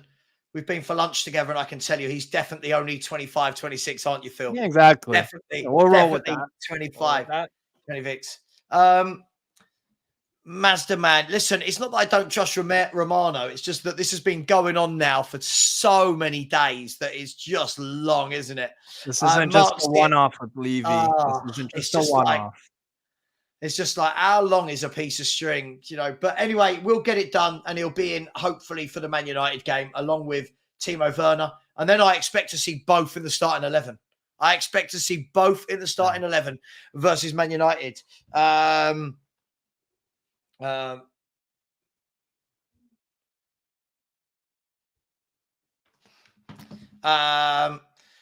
GBC said, what's it like to be 30? I don't know. I can't remember. It was so long ago, GBC. For me, it was 11 years ago. I'm pretty sure I was a bit of a stud, but I can't remember. I don't know. I'm older now. Video can be Sophia said, big up Sava. Traducing deal to final stages. He's been saying that for about 9 days. Yeah. He's been saying that for days on end. I'm sure we'll get it done. Mud FC. Listen, Romano is what the world of strikers are missing. Yeah. Someone who puts the ball in the back of the net at the last second. Proud to be Geordie has said Romano being his usual slutty self when it comes to transfers. He's absolutely puts any old crap out for a few clicks. What I love, proud to be a Geordie, he puts out the comment, then a few hours later reposts it with eyes, like the eye emoji, and we all go, what? And he's sitting there going, ka-ching, ka-ching, ka-ching, ka-ching. Yeah, man, it's called traction. It's called social media interactions, and not many people do it better. Fair play. How much money do you think Fabrizio Romano makes from Instagram, Twitter, Facebook, YouTube? I mean, he must be a multi-millionaire for what he does. Fair play to him. More than we make. More than we make. Do you know what I love, Steve? When people always say to me things like, oh, you YouTubers earning your money. I always think, how much do you think, when I log off tonight, do you think I'll sit there and go, there's £1,000 for the day? Just flicking the money through my wallet. Go on, Hefner or whatever, or I'm Bill Gates. No. Yeah. Not yet. The goal is to get there. But no. Nope. Crazy. Yeah, Fabrizio Romano, he's a Hugh Hefner. He's the Bill Gates. He's got money. He's got money for days. So fair play. I'd love to be in that position too. He's got money for days. He's not running out. Nothing has really happened, by the way, in this game. Nope. I'm not ignoring it. It's just nothing has really come of this. But there's a good ball over the top. They're in here. Here is Bukayo Saka. Pulls it down. And again, nothing comes of it. He pulled it down well, but tried to turn and couldn't. And that was very good defending. Gomez. I think it was Joe Gomez. Yeah, Joe Gomez did well in the end. Joe Gomez is quite a big brute, actually. He's quite a big brute. Hennessy has said, Sava Orok suggested I put cat or dog in my ramen tonight. Got any real suggestions? Sorry? Jesus Christ. Sorry? I don't like ramen, so that's a question for you. I don't like ramen. I don't like ramen, so it's not a question for me, mate. Ellie, big up, Ellie. How you doing? Ellie, just a girl who loves Spurs, has said, hi, lads. Severus Roswell, Steve, big up. Just ripped. TJ Warren left a few digs over Guna's finishing being woeful. Listen, Ellie, so many of these Arsenal fans, again. He's not one of them. I know. He's cool. Listen, he's a good one. He's a good one. So many of them just went in far too early. October time, November time, December time, claiming this is it. We've won the league. And I'm watching them and thinking, this team is not winning a league. This is not a title-winning team. But hey, that's just me. Because they're not as good as Man City. Because not many teams are. Here's some news. Romano has just said, talking about Fabrizio Romano money bags, Eintracht have sent a formal bid to Rennes for Arnaud Calamuendo. Understand it's loan with obligation to buy. 23 million euro between loan fee and guaranteed buy option with add-ons. Calamuendo, or whatever his name is, wants to move up to the club. Steve, who is this guy? What's he about? Arnaud Calamuendo. Hang on. Sorry, just quickly. Diaz, he's through on goal. He's tried to square it. He's got it back. He's he's twisting and turning, and he's done too much. He did everything, but release the ball. Sorry, I asked you a question, then cut you off. So sorry, Steve. Just quickly, Diaz has still got the ball. He's twisting and turning again. He's gone out wide to Darwin Núñez, but it was an awful ball into Darwin Núñez there, and Arsenal can clear it. Talk to us about this guy from Eintracht Frankfurt, from Rennes. Yes, Kelly Moendo. Big fan of him. He had a breakout season, I believe, 2 years ago at Lens. Scored 15, 16, somewhere around that range of goals. Looked very good. He's a Paris Saint-Germain academy product. I like him. He doesn't get quite enough game time for me, but I'm a big fan of him. He's not super tall, 5'9". Good mobile, decent finisher with both feet. A good focal point for Stade Rennais in the attack. He scored a brace today versus Onevon Guingamp in the Coupe de France today. I like him a lot. He's not an outright starter, not an outright starter at Rennes, but very, very a good player, a very good backup for Stade Rennes to have behind Gaëtan Laborde. So I like him a lot. Is he? Wait, you said he's linked with Spurs, yeah? So Eintracht Frankfurt. There we go. Looking to take. Yeah. Because they got rid of Lucas Alario and they got rid of Colomwani, obviously the previous window. That'd be a good move. I think. Just so you know, Núñez. I mean, Liverpool are starting to get into some good positions, but overplaying it for me. Yes. They just worked their way into a really good position there, but Curtis Jones shot, he leant back and it went high and wide. We're going to start doing this now, I'm guessing, as Spurs fans. We're going to start doing this. It's going to be, we'd rather him than him. For me, I'd rather better than both, but hey, that's just me. There's a great ball over the top for Núñez. He's got the ball wide on the left. Darwin Núñez is going to run at Ben White here. What's he got? Darwin Núñez cuts in. He's beaten him. He's whipped a foul. I think it's. I don't know what anyone else thinks. Did he hit the post? That was very, very, very, very close. Yeah, Ellie, I just think they've got too much for everyone. I really do. Great ball here when you wait till you see it. Darwin Núñez here. This is why he's a good player. He cut in on the right, unleashed the shot, and it didn't hit the post. Sorry. It just whistled wide of the post. Just whistled wide. But Liverpool starting to get some chances here. Yeah. This is where they should bring in Jota. For me. Because that guy in the box, he knows what he's doing. He really does. And is this a foul? Maybe. I don't know. Sorry. That's all good. Yeah, Hennessy, you're right. Salernitana are beating Juventus right now. Excellent finish for the goal. Excellent finish. That's quite good. Is this where the expression comes from? That's quite good, Mazda Man. That's quite good. Do you know what, Mazda Man? Something you posted in my YouTube comments the other day in my community section. I saw it and I thought, God, that's the best comment I've read for ages. And now I can't remember what it was. But I remember reading it and thinking, yeah, whatever it was, I thought, that guy's got it. That guy's got it. It's just, Phil. Yeah, and this is what I mean. You can't shoulder barge anyone. You can't put your foot in. I don't know what you're allowed to do anymore. And that's what I honestly like about... Just quickly. Sorry, Steve. Trent Alexander-Arnold's won the ball, giving it to Darwin Núñez down the left. He's taking on his man. Great tackle by Saliba. Was that Saliba? Great tackle. And complete replica. Alexander-Arnold's won the ball again. It's gone all the way through to Darwin Núñez. Darwin Núñez has a shot. It's blocked. I'll tell you what, they're finding Darwin Núñez with a lot of space. A lot of space here. It's heating up the game.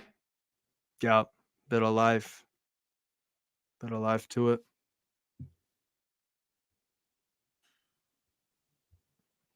It is heating up. It is heating up. Telling you right now, Klopp will bring on Jota very soon if he has a brain to him, which he does. I think they will bring on Jota. That would be. I don't know if you agree, but that's what I would be doing. Actor Koglu. I would. Oh, There's a player I like. There's a you, player I there like. you know what? You know what it is. That is a player you can do better than Timo Werner. How about instead of doing the Werner's better than Havertz, how about you flip it on its head and be like Actor Koglu's better than Werner? So why ain't we bringing him in? I like Actor Koglu. I do too. I think when people say, who could you get that's better than Werner? I just think that means that we've not scouted properly. I would suggest that across Europe, there are many a footballer better than Timo Werner that would be available or cheaper or online. But look, I'm going to get into that tonight. That's not what this is about. Spurs review, 8 p.m. Join me at 8 p.m. for the Spurs review. Here's Arsenal at the other end. Havertz dinks it across, and Saka from 7-8 yards out has hooked it over the bar. This game is starting to become wide open. This is starting to become wide open. Surely we've got to have a goal soon. So someone needs to tell Arsenal the goal of football is to put balls in the back of the net. I think that might be helpful because they're not really doing that. Havertz on the left, dinks it. That's a good cross, and Saka has poor technique. Because the ball again. I don't rate Havertz. Good cross though. Saka has time and space. I know. It's a weird approach. By the way, Romano has just posted more transfer news. He understands that Borussia Dortmund have just sent the official proposal to Chelsea for Ian Maatsen. Loan bid submitted. More details to be clarified soon. Maatsen is keen on the move. More to follow as negotiations are now at advanced stages. It's amazing how quick these teams seem to wrap up deals when they are loans. By the way, Liverpool have made a change in this game. Ryan Gravenberch. I never know the correct way to say his name, but Ryan Gravenberch. Gravenberch. It's Dutch, so it's Gravenberch. Probably. Bech. Yeah, because they get that. Yeah. Probably Gravenberch. Good play. So McAllister off for Gravenberch and Gakpo off for Jota. So Liverpool have made 2 changes. There you go. Ellie has said before that took place, Jota comes on, Liverpool win this. He heard you, Ellie. And 1 minute later, he is subbed on. Phil P has said, heard a pundit, Journo, earlier say they really enjoyed the New Year's Eve derby, the Northeast derby yesterday between Sunderland and Steves, Newcastle, because no VAR meant more tackles flying in. Yeah. Get rid of VAR. Get the tackle back into football, I say. If you haven't subscribed, why not? It's just rude, quite frankly, at this state. And if you haven't liked, please do. We should be on 100 likes. We're on 85. We should have surpassed that ages ago. Come on, people. Come on. Reece Nelson, for me, trying to do bits, but I just don't know if he's got the quality at the moment. He's an all right player, Reece Nelson. I think his level's Palace, Everton, maybe West Ham, maybe, but he's nowhere near Bowen. That's look at Saka again here. So the ball was floated across, right? The keeper just taps it away. It goes into the path of Saka. I don't know what he was doing with that ball back. Decision making. Havertz actually didn't. Well, the cross was deflected. Havertz did everything right. The cross was deflected. And then Saka just, oh my. Allison there. Yeah, again, the. I don't. Yeah, Steve? I know, right? It's fact. Yeah, are we right? Where are they? Where's Arsenal, De Groot?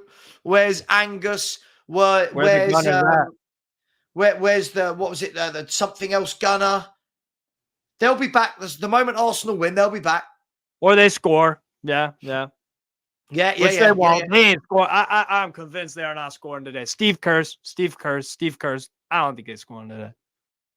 I don't think you can't have all these chances and scoff and just keep scoffing them and keep mucking up Nah, man. I don't see it. Maybe they will, but it don't look like it. It just don't look like it. Poke it on to Havertz. Very nice tackle there from Gomez reading that. Cedric Beckham. Oh, no. Tete. Tete goal for Gala. They're up 2-0 on Konyaspor. Or Zaha, sorry. Zaha with the goal. My bad. Wilfred Zaha. Hey, there's another player you can do better than Timo Werner. There you go. Wilfred Zaha. Yeah. So are they playing now? They're playing in the Turkish league. And you could do better than what's his face, Werner. So again, Are they playing now? Yeah. Didn't he go to the African Cup of Nations? Ooh. I don't know actually. Let me check out their squad. Well, he couldn't have been because he's. Hang on, who's he played for internationally? Cote d'Ivoire, Ivory Coast. Are they qualified? Yeah, they're hosting the tournament. Yeah, let me check. And he's not made it. No, I guess not. That's wild. Wow. To be fair, they actually have some decent attacking options. I'm just surprised Nicola Pepe of Trabzonspor got the call over him. By the way, Mo Salah has just scored, but for Egypt in a friendly. He scored a penalty. Nice try. I thought I'd try and catch a few people out, but yeah, it didn't really work. Martinelli coming off for Nelson. In Italy, it's half time. It's Salernitana 1, Juventus 0. So at the moment, that leaves Juventus in second, and Inter Milan have a 5-point gap. This is their chance to close that gap, and they aren't at the moment. On the bag. Juve have struggled time and time again this year when they're playing on the road against relegation teams that don't like to have the ball, because Juve in possession, flattered to deceive most of the time. Hang on, here's a good chance for Liverpool. Darwin Núñez plays it into Harvey Elliott.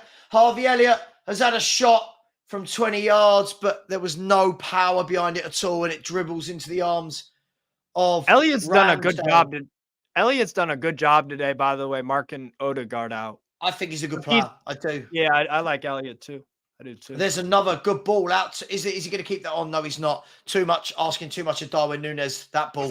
But you can see here that they're constantly looking for that cross-field pass to Darwin Núñez. Reece Nelson has come off, and Martinelli is on. Will they bring Eddie Nketiah on? I don't know.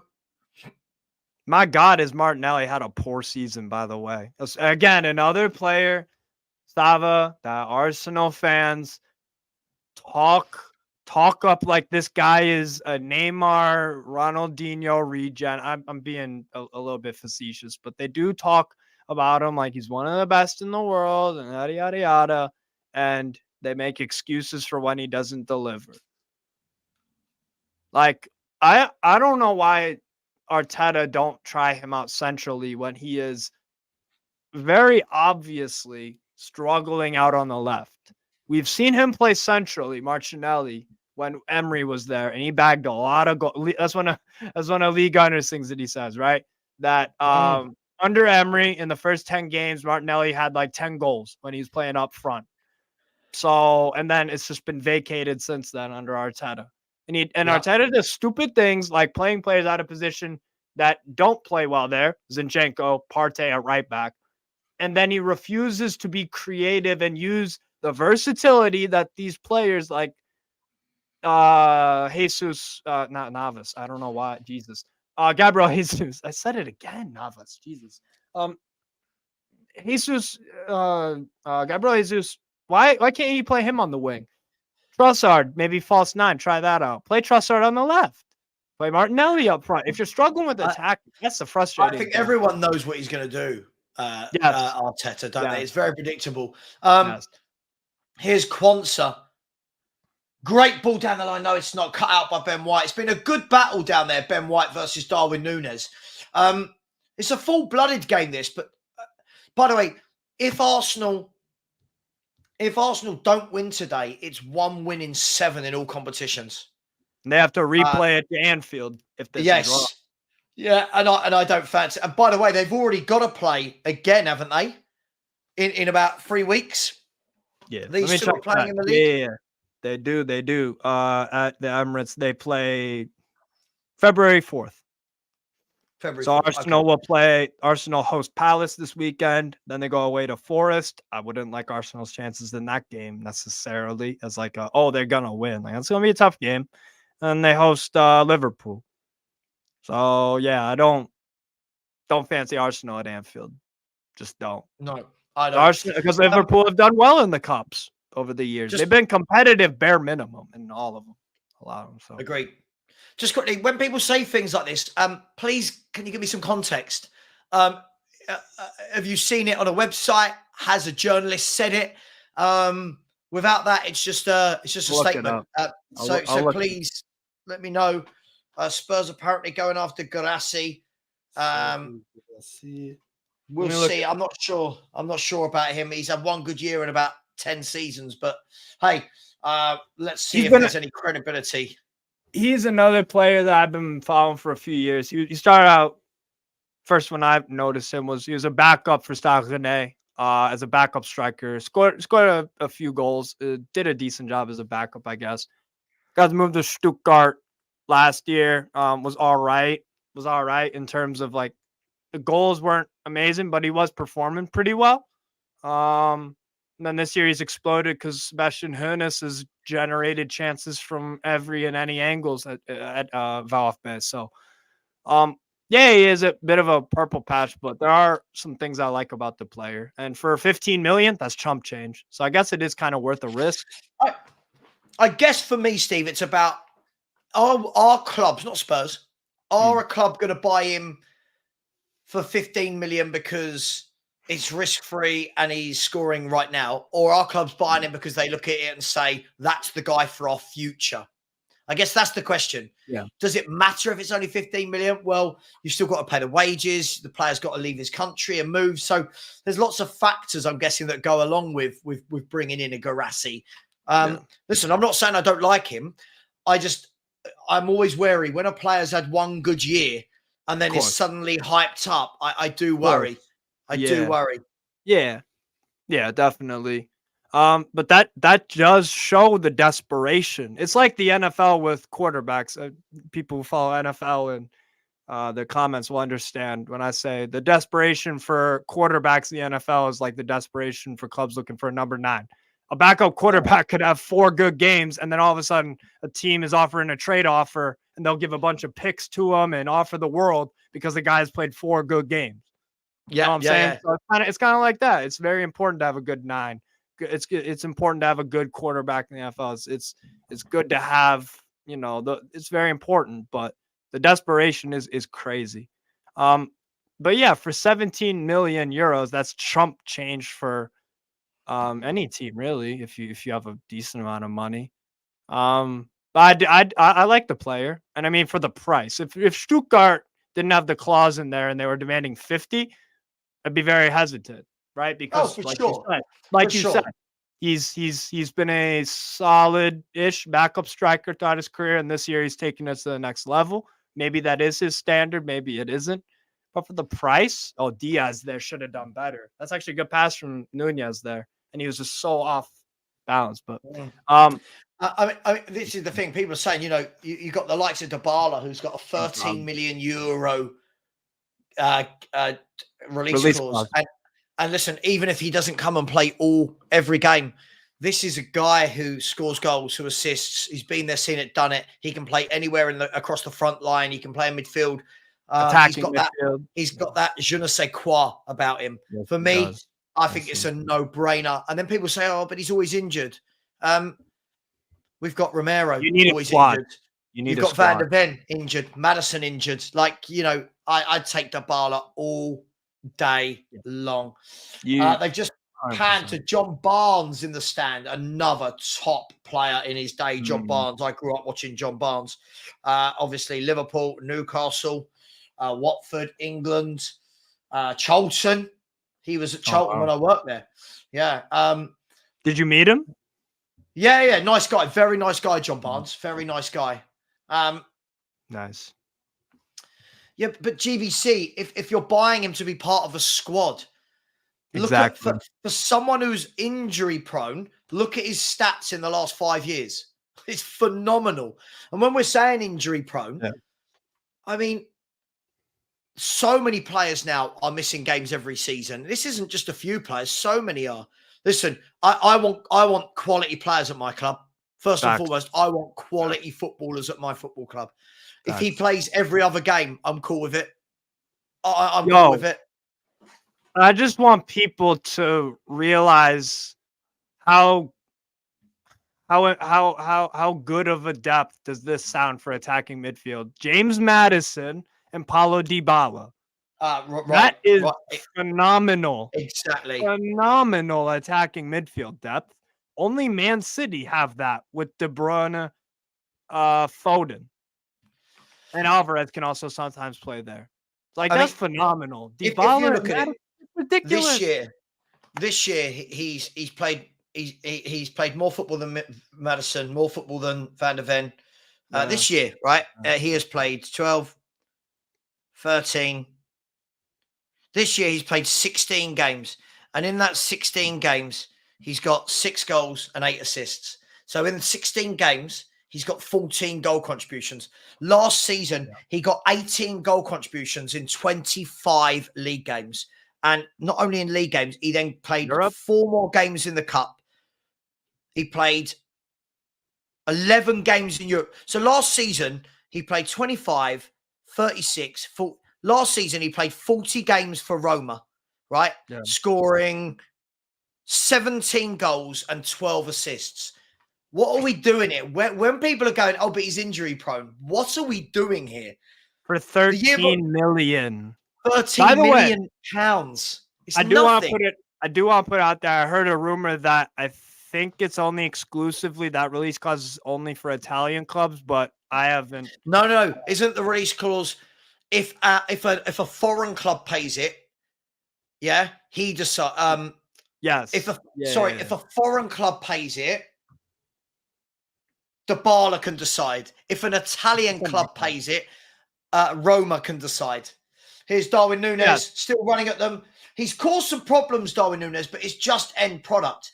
I think he's a very good player, but he's got to get that end product into him if they want to go anywhere.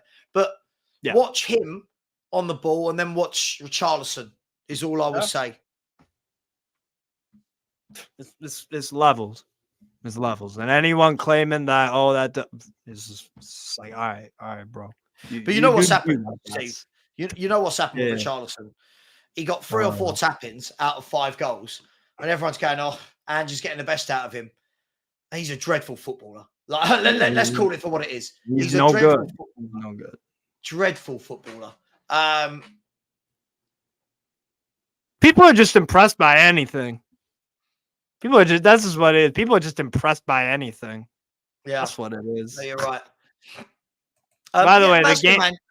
Sorry, just got your Mazda Man. Yeah, Golden rule. We need players, Andrew. Of course, but we're football fans. We're allowed to talk about who we like, right? Of course. You know, what we can't do is we're getting to that stage as a fan base now where any time you debate anything, the answer is, this is why you're an armchair manager.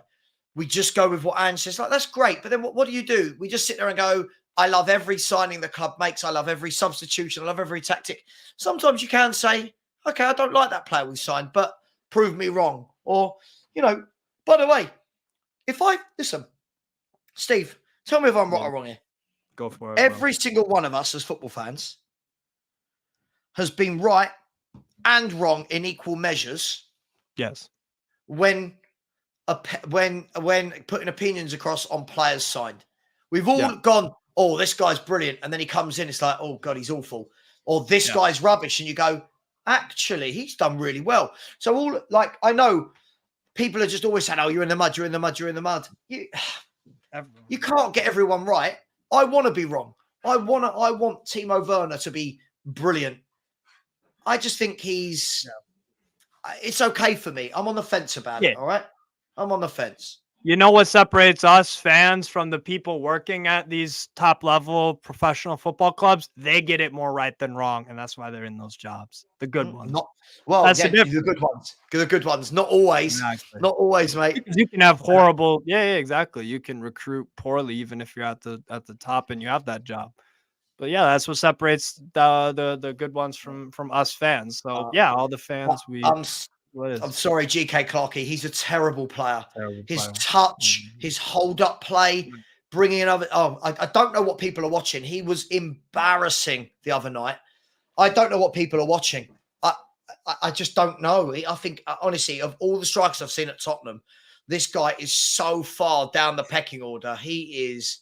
Janssen, Soldado, Vinicius, Richarlison. Rank those 4 in any crap order you want. Hang on, here's Liverpool. 20 yards out. That's a great touch by Jota. He's flicked it into Diaz. Diaz has a low shot and a great save, to be honest, from Ramsdale low down. Diaz and Nunes have caused them problems without the end product, but that was good there. Nunes flicked it on brilliantly into the path of Jota. He gave it to Diaz. Diaz shot low down. Ramsdale saved.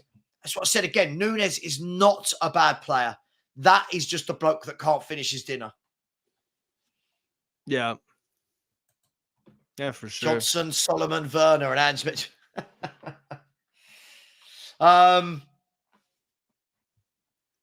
Diaz. So that is a good save. I just saw that. That's a nice save there. Very good save. And Diaz. Diaz does good there to settle that. Hit the bar. Oh, then Nunes has missed it. Oh, a corner came in. The header was won about 8 yards out. It hit the bar. It fell back to Nunes in a crowded box, and he just skewed it wide. So it was Jota jumping highest, hit the bar. It fell to Nunes. He had a lot of bodies in front of him, tried to whip it in, but didn't quite get there. Mazda man, I understand, right? I understand you're not criticizing me, but just saying what do we truly believe that Timo Werner is the player he's gone, this is the guy I want of all the players in world football? I just don't believe it. For me, I'm sorry. I really don't believe it. And you know what will happen, Steve? I know the Spurs fans so well. If Timo Werner's brilliant, there you go. Ange wanted him. He's a success. If Timo Werner's awful, it'll be Levy. We didn't give Ange what he wanted, right? We didn't give Ange what he wanted. So all I'm saying is, like me, I'm okay with him being here. I worry about which shooting boots is he going to bring. Is it going to be the Timo Werner from the last 4 years, or is it going to be Timo Werner for the 4 years before that, where he was banging in goals? 2019, yeah. Right. So, but what we can't do is, if he is bad, just go, oh, well, we went cheap. No, because all our fan base, not all, lots of our fan base is saying we can't do better. So, okay, we can't do better. But you can. Of course you can do better. But you can. That's the crazy part. It's yeah. I don't even. It must drive you crazy. But yeah, you can do better than Timo Werner. You can. It's as simple as that. But I don't know, man. You know what? RB Leipzig. Wait. So hold up. So people it's 1-0. It's 1-0. It's 1-0. It's 1-0. Liverpool have taken the lead. And the ball, I think it was it Diaz or Gakpo? I'm sorry, I need to see this again. It happened very, very quickly. What I do know is that Liverpool are winning at the Emirates. And I'd love to see it. I think it was Diaz. I'd love to see it again. I'm about to see it. I'll let you know. Does it come from a Trent free kick? Yeah. Yes. Okay, so all right. So Trent's about to take it. He does. Let's have a look. Looks like an own goal. Looks like an own goal to me. I wish they'd slow this down. Right. So Trent whips it in. So that's an own goal. That's own goal. That looks like an own goal by. Is that Kiwior? I think it might be. Let me check. I think it's Kiwior. That's an own goal. It looked like Jakub Kiwior. Yes. It looks like an own goal. Listen, Arsenal 0, Liverpool 1. Hey, Arsenal, this will be 1 win in 7. Yeah, 7. 1 win in 7 for Liverpool. Sava, what did we say? They've got bigger fish to fry. Like last year. Bigger fish to fry. Yeah. That plus, what did we say at the end of that first half? Arsenal are gonna damn sure regret not putting Liverpool to bed. Yes. And now they have paid the ultimate price. Liverpool know what they're doing.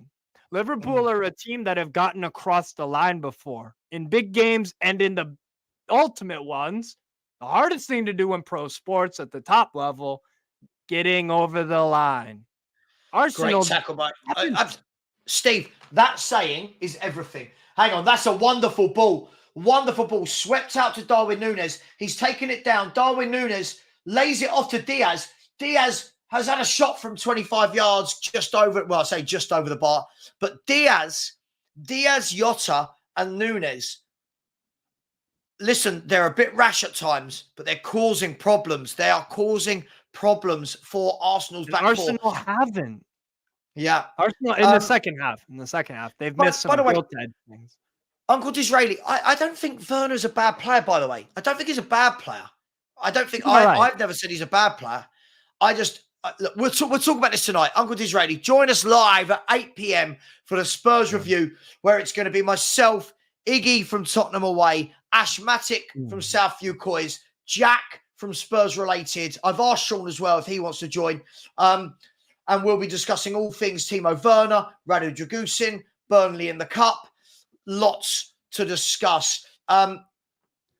Where is Angus? Whenever Arsenal Angus. That poor kid. He does it to himself. Arsenal need to bring Saka on. Right, here is Saka. He's going down the wing. He's pulled it. He's being fouled by Darwin Núñez. He's holding his ankle. It's a foul. It was a foul. Arsenal have completely Arsenal have completely collapsed. I mean, this is the thing. When I have these debates, very rarely, but when I'm on like the football terrace with people like a gal, and I just listen to them talking like they're prime Real Madrid, and I'm like, what are you watching? And the thing is about Igal, first off, he knows what he's doing. He's one of my buddies. Big up Igal. But he knows what he's doing. It's the social media interactions. We actually talk to him. He's a smart dude, knows about his football, but he lets his pride get in the way of actual analysis at times, right? The kid isn't not the kid. He's older than me. I don't know why I'm calling him a kid, but the guy knows football. He like I like the way he looks at the game, but with Arsenal, it's more hope and that, and sometimes like I don't know, it is what it is. That's that. Hey, I one of my buddies said to me at work the other day, not my clowns, not my show. Yeah. By the way, keep smashing that like button, people. Keep smashing that like button. We're only on 93 likes, Steve. We'll be going for 2 hours. Come on, guys and girls. Man. Smash that like button. And if you haven't subscribed already, please do. So Liverpool coming forward again. 84 minutes and 40 seconds gone. Good ball by Darwin Núñez into Jota. Jota goes back to Konate. Konate's going to drive through midfield here. He dinks the ball, over the top to nobody. And I agree. Liverpool have come out much better the second half. But they did this the other night against Newcastle. Yes. I thought both games, the first half they were hit and miss. The second half they've kind of come out, controlled it. I mean, Arsenal need players. I mean, I don't care. I'm a Spurs fan, but the manager. Arsenal, I just don't think he's good enough if you want to win things. I don't. Nope. I really, really don't. I don't think it'll be the end of him. I don't know if they'll sack him mid-season, if I'm brutally honest, but I don't think so. No, I don't think so. If he gets top 4, the Cronkies will be fine with that. Because, again, we talk about ambition with Levy. if they get top 4, they rake in the money. Then that's what they're looking for. That's You what gotta it is. love. Playing white Yeah. equals 1 trophy in Yeah. 23 years. Crazy. It's crazy, but yeah. Oh No, man. bro. I mean, again, like the subs from Arteta, like I get it. 60-second minute. You ain't winning nothing with you're bringing off Nketiah to come off the bench for Jorginho. There You're you just go. not. Liverpool in all competitions since April the 1st, when scoring first, played 22, won 20, drawn Lost 9. 2. Yeah, that sounds about right. Wow. Sounds about right. I love this. Sorry, not this. Big up, Bill. I do love that. I love this. I love this. Angus's appearance in here lately are how he likes his steak. Very rare. Yes. God. Matt Coppin is already planning to watch AFTV. Do you know what? Don Robbie will be hating it, but loving it. Don Robbie knows tonight, ka-ching, ka-ching, ka-ching, ka-ching, because AFTV will be going mad with the views. Mad with the views. Talking of mad views, let's get some views tonight. Tottenham Hotspur. Tottenham Hotspur. The Spurs Review. I don't even know the name of my own show. The Spurs Review, 8 p.m. tonight. Myself, Iggy from Tottenham Away, Ashmatic from Southview Coys, Jack from Spurs Related making his debut, and possibly Sean. I've asked him. We'll see if he's available. What's this? Look, AFTV and Chill is back again. Trossard has come on for Kiwior. I mean, I do feel for him. I'm not saying it. Like, I don't think it was a. Sorry, is Trossard and Smith Rowe have come on, right? I'll tell you what, a pet hate of mine. Trossard for Kiwior, Smith Rowe for Havertz. A pet hate of mine. What's the formation? Ready? Players doing that when they're running, with their holding their shirt. Sod that. No, roll them up. Roll them up. Do you know what I mean? Roll them up. Play on. What are you doing? Why are you holding onto your shirt for? Also, why are you chucking on subs at 87 minutes? Mate. That's crazy. When managers do that, I always think to myself, desperation. First of all, what do you want the player to do? Very rarely, like if one of them grabs a goal now, he looks like a hero. Right. Right? If they don't, what are you asking a player to do in 2 minutes or 3 minutes of football? I don't know. That's a question for them, Sava, I guess. I agree. You might want to give it's a novel idea, Sava, for Arteta to give his subs a lot of time. And he only brought on Martinelli at the 62nd minute. It's just 3 subs. It's not a good look for a manager when you're making 1 sub before the goal and then 3 subs after the goal when the goal was a late goal. I just don't know how anyone looked at this Arsenal squad at the beginning of the season and said, yeah, that's winning a league. I just don't get it. I mean, that's nasty foul that. I think, is he going to get booked there, Gravenberch? I don't know. I hope not. Oh, he is getting booked, but the game's gone mad. Any fouls are yellow. But big up, Mazza. See you at 8. We'll see you at 8 p.m. for the Spurs Review. Big up to you, Steve. In about 30 seconds' time, we're going to know how many minutes. Give me everybody in the chat quickly prediction. How many minutes? 4. I'm going to go with 6. 4. 4? I'm going with 6. Steve's going with 4. What we going with, people?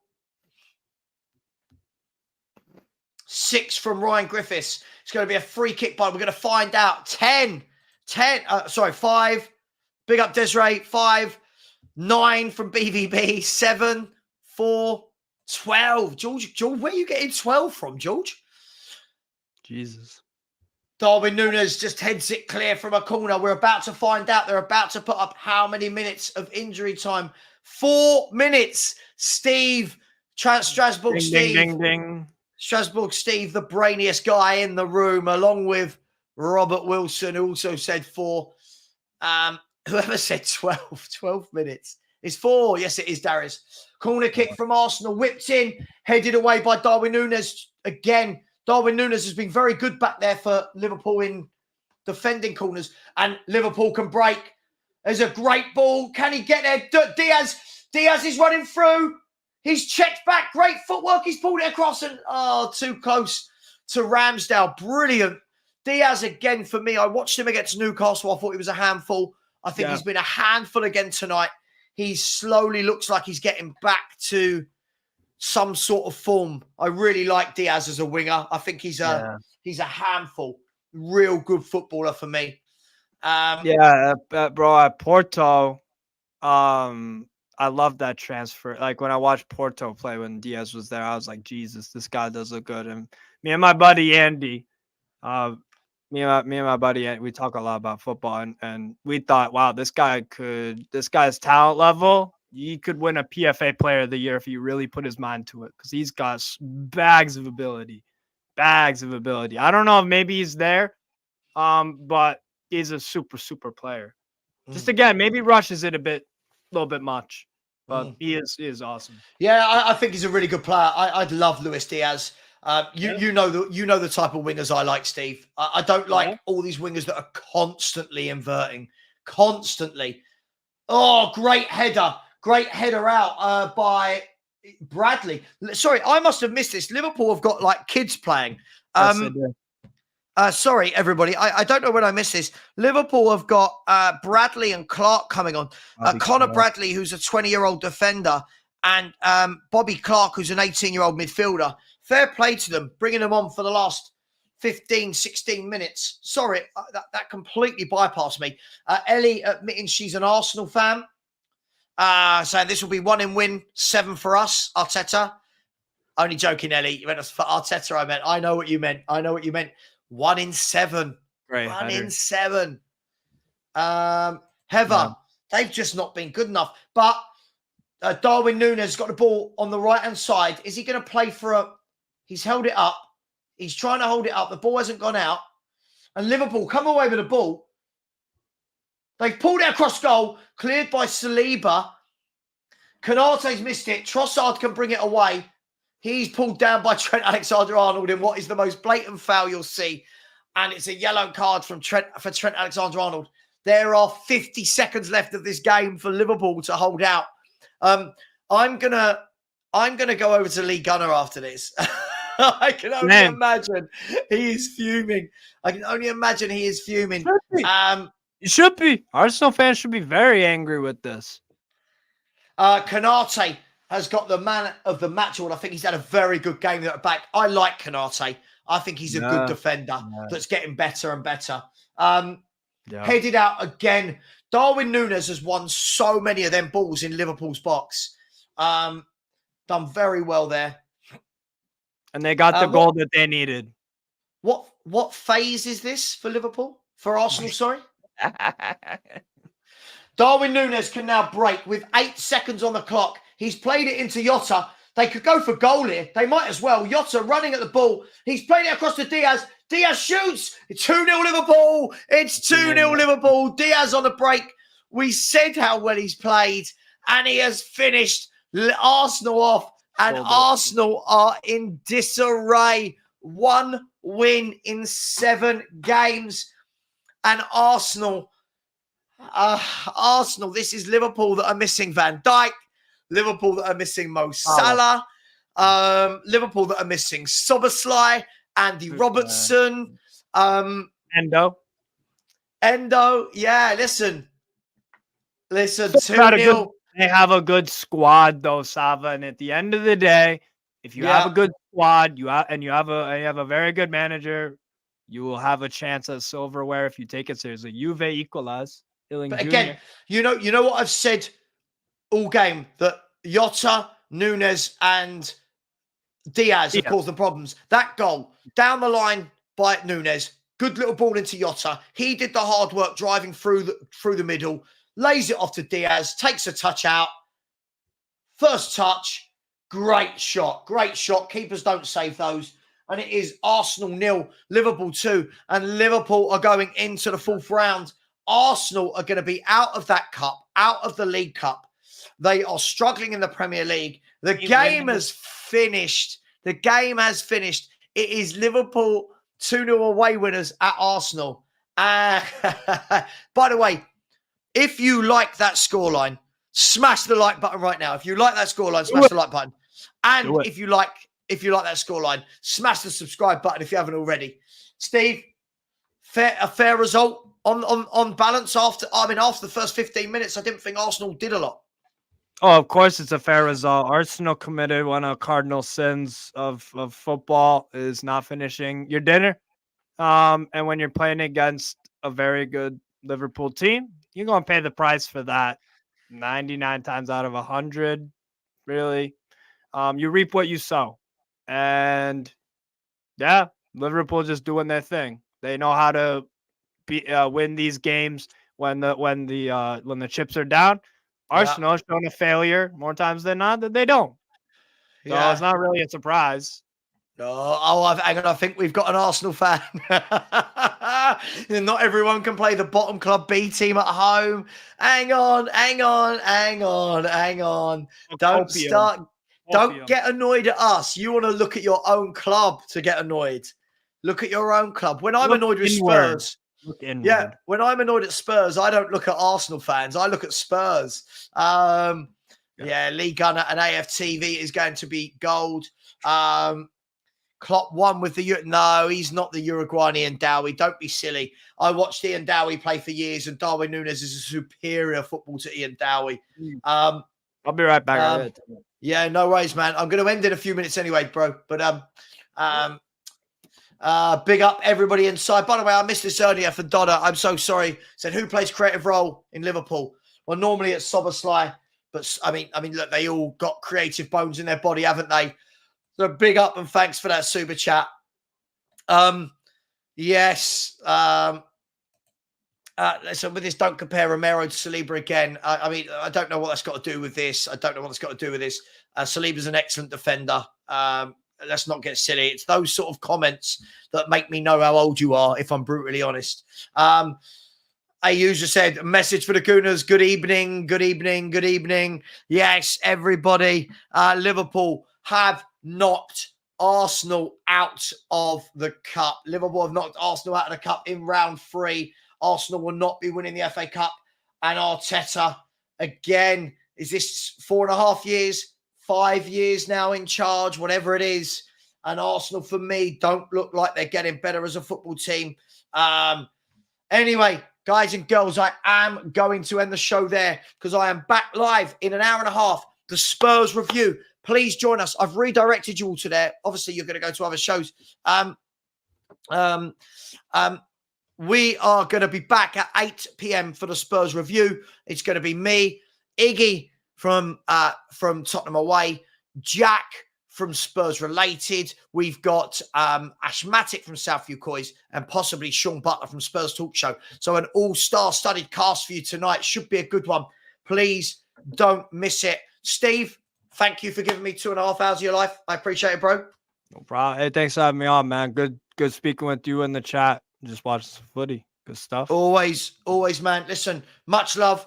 Take care, everyone. And we'll see you at 8:30. As always, come on, you Spurs. And ta-da, Arsenal.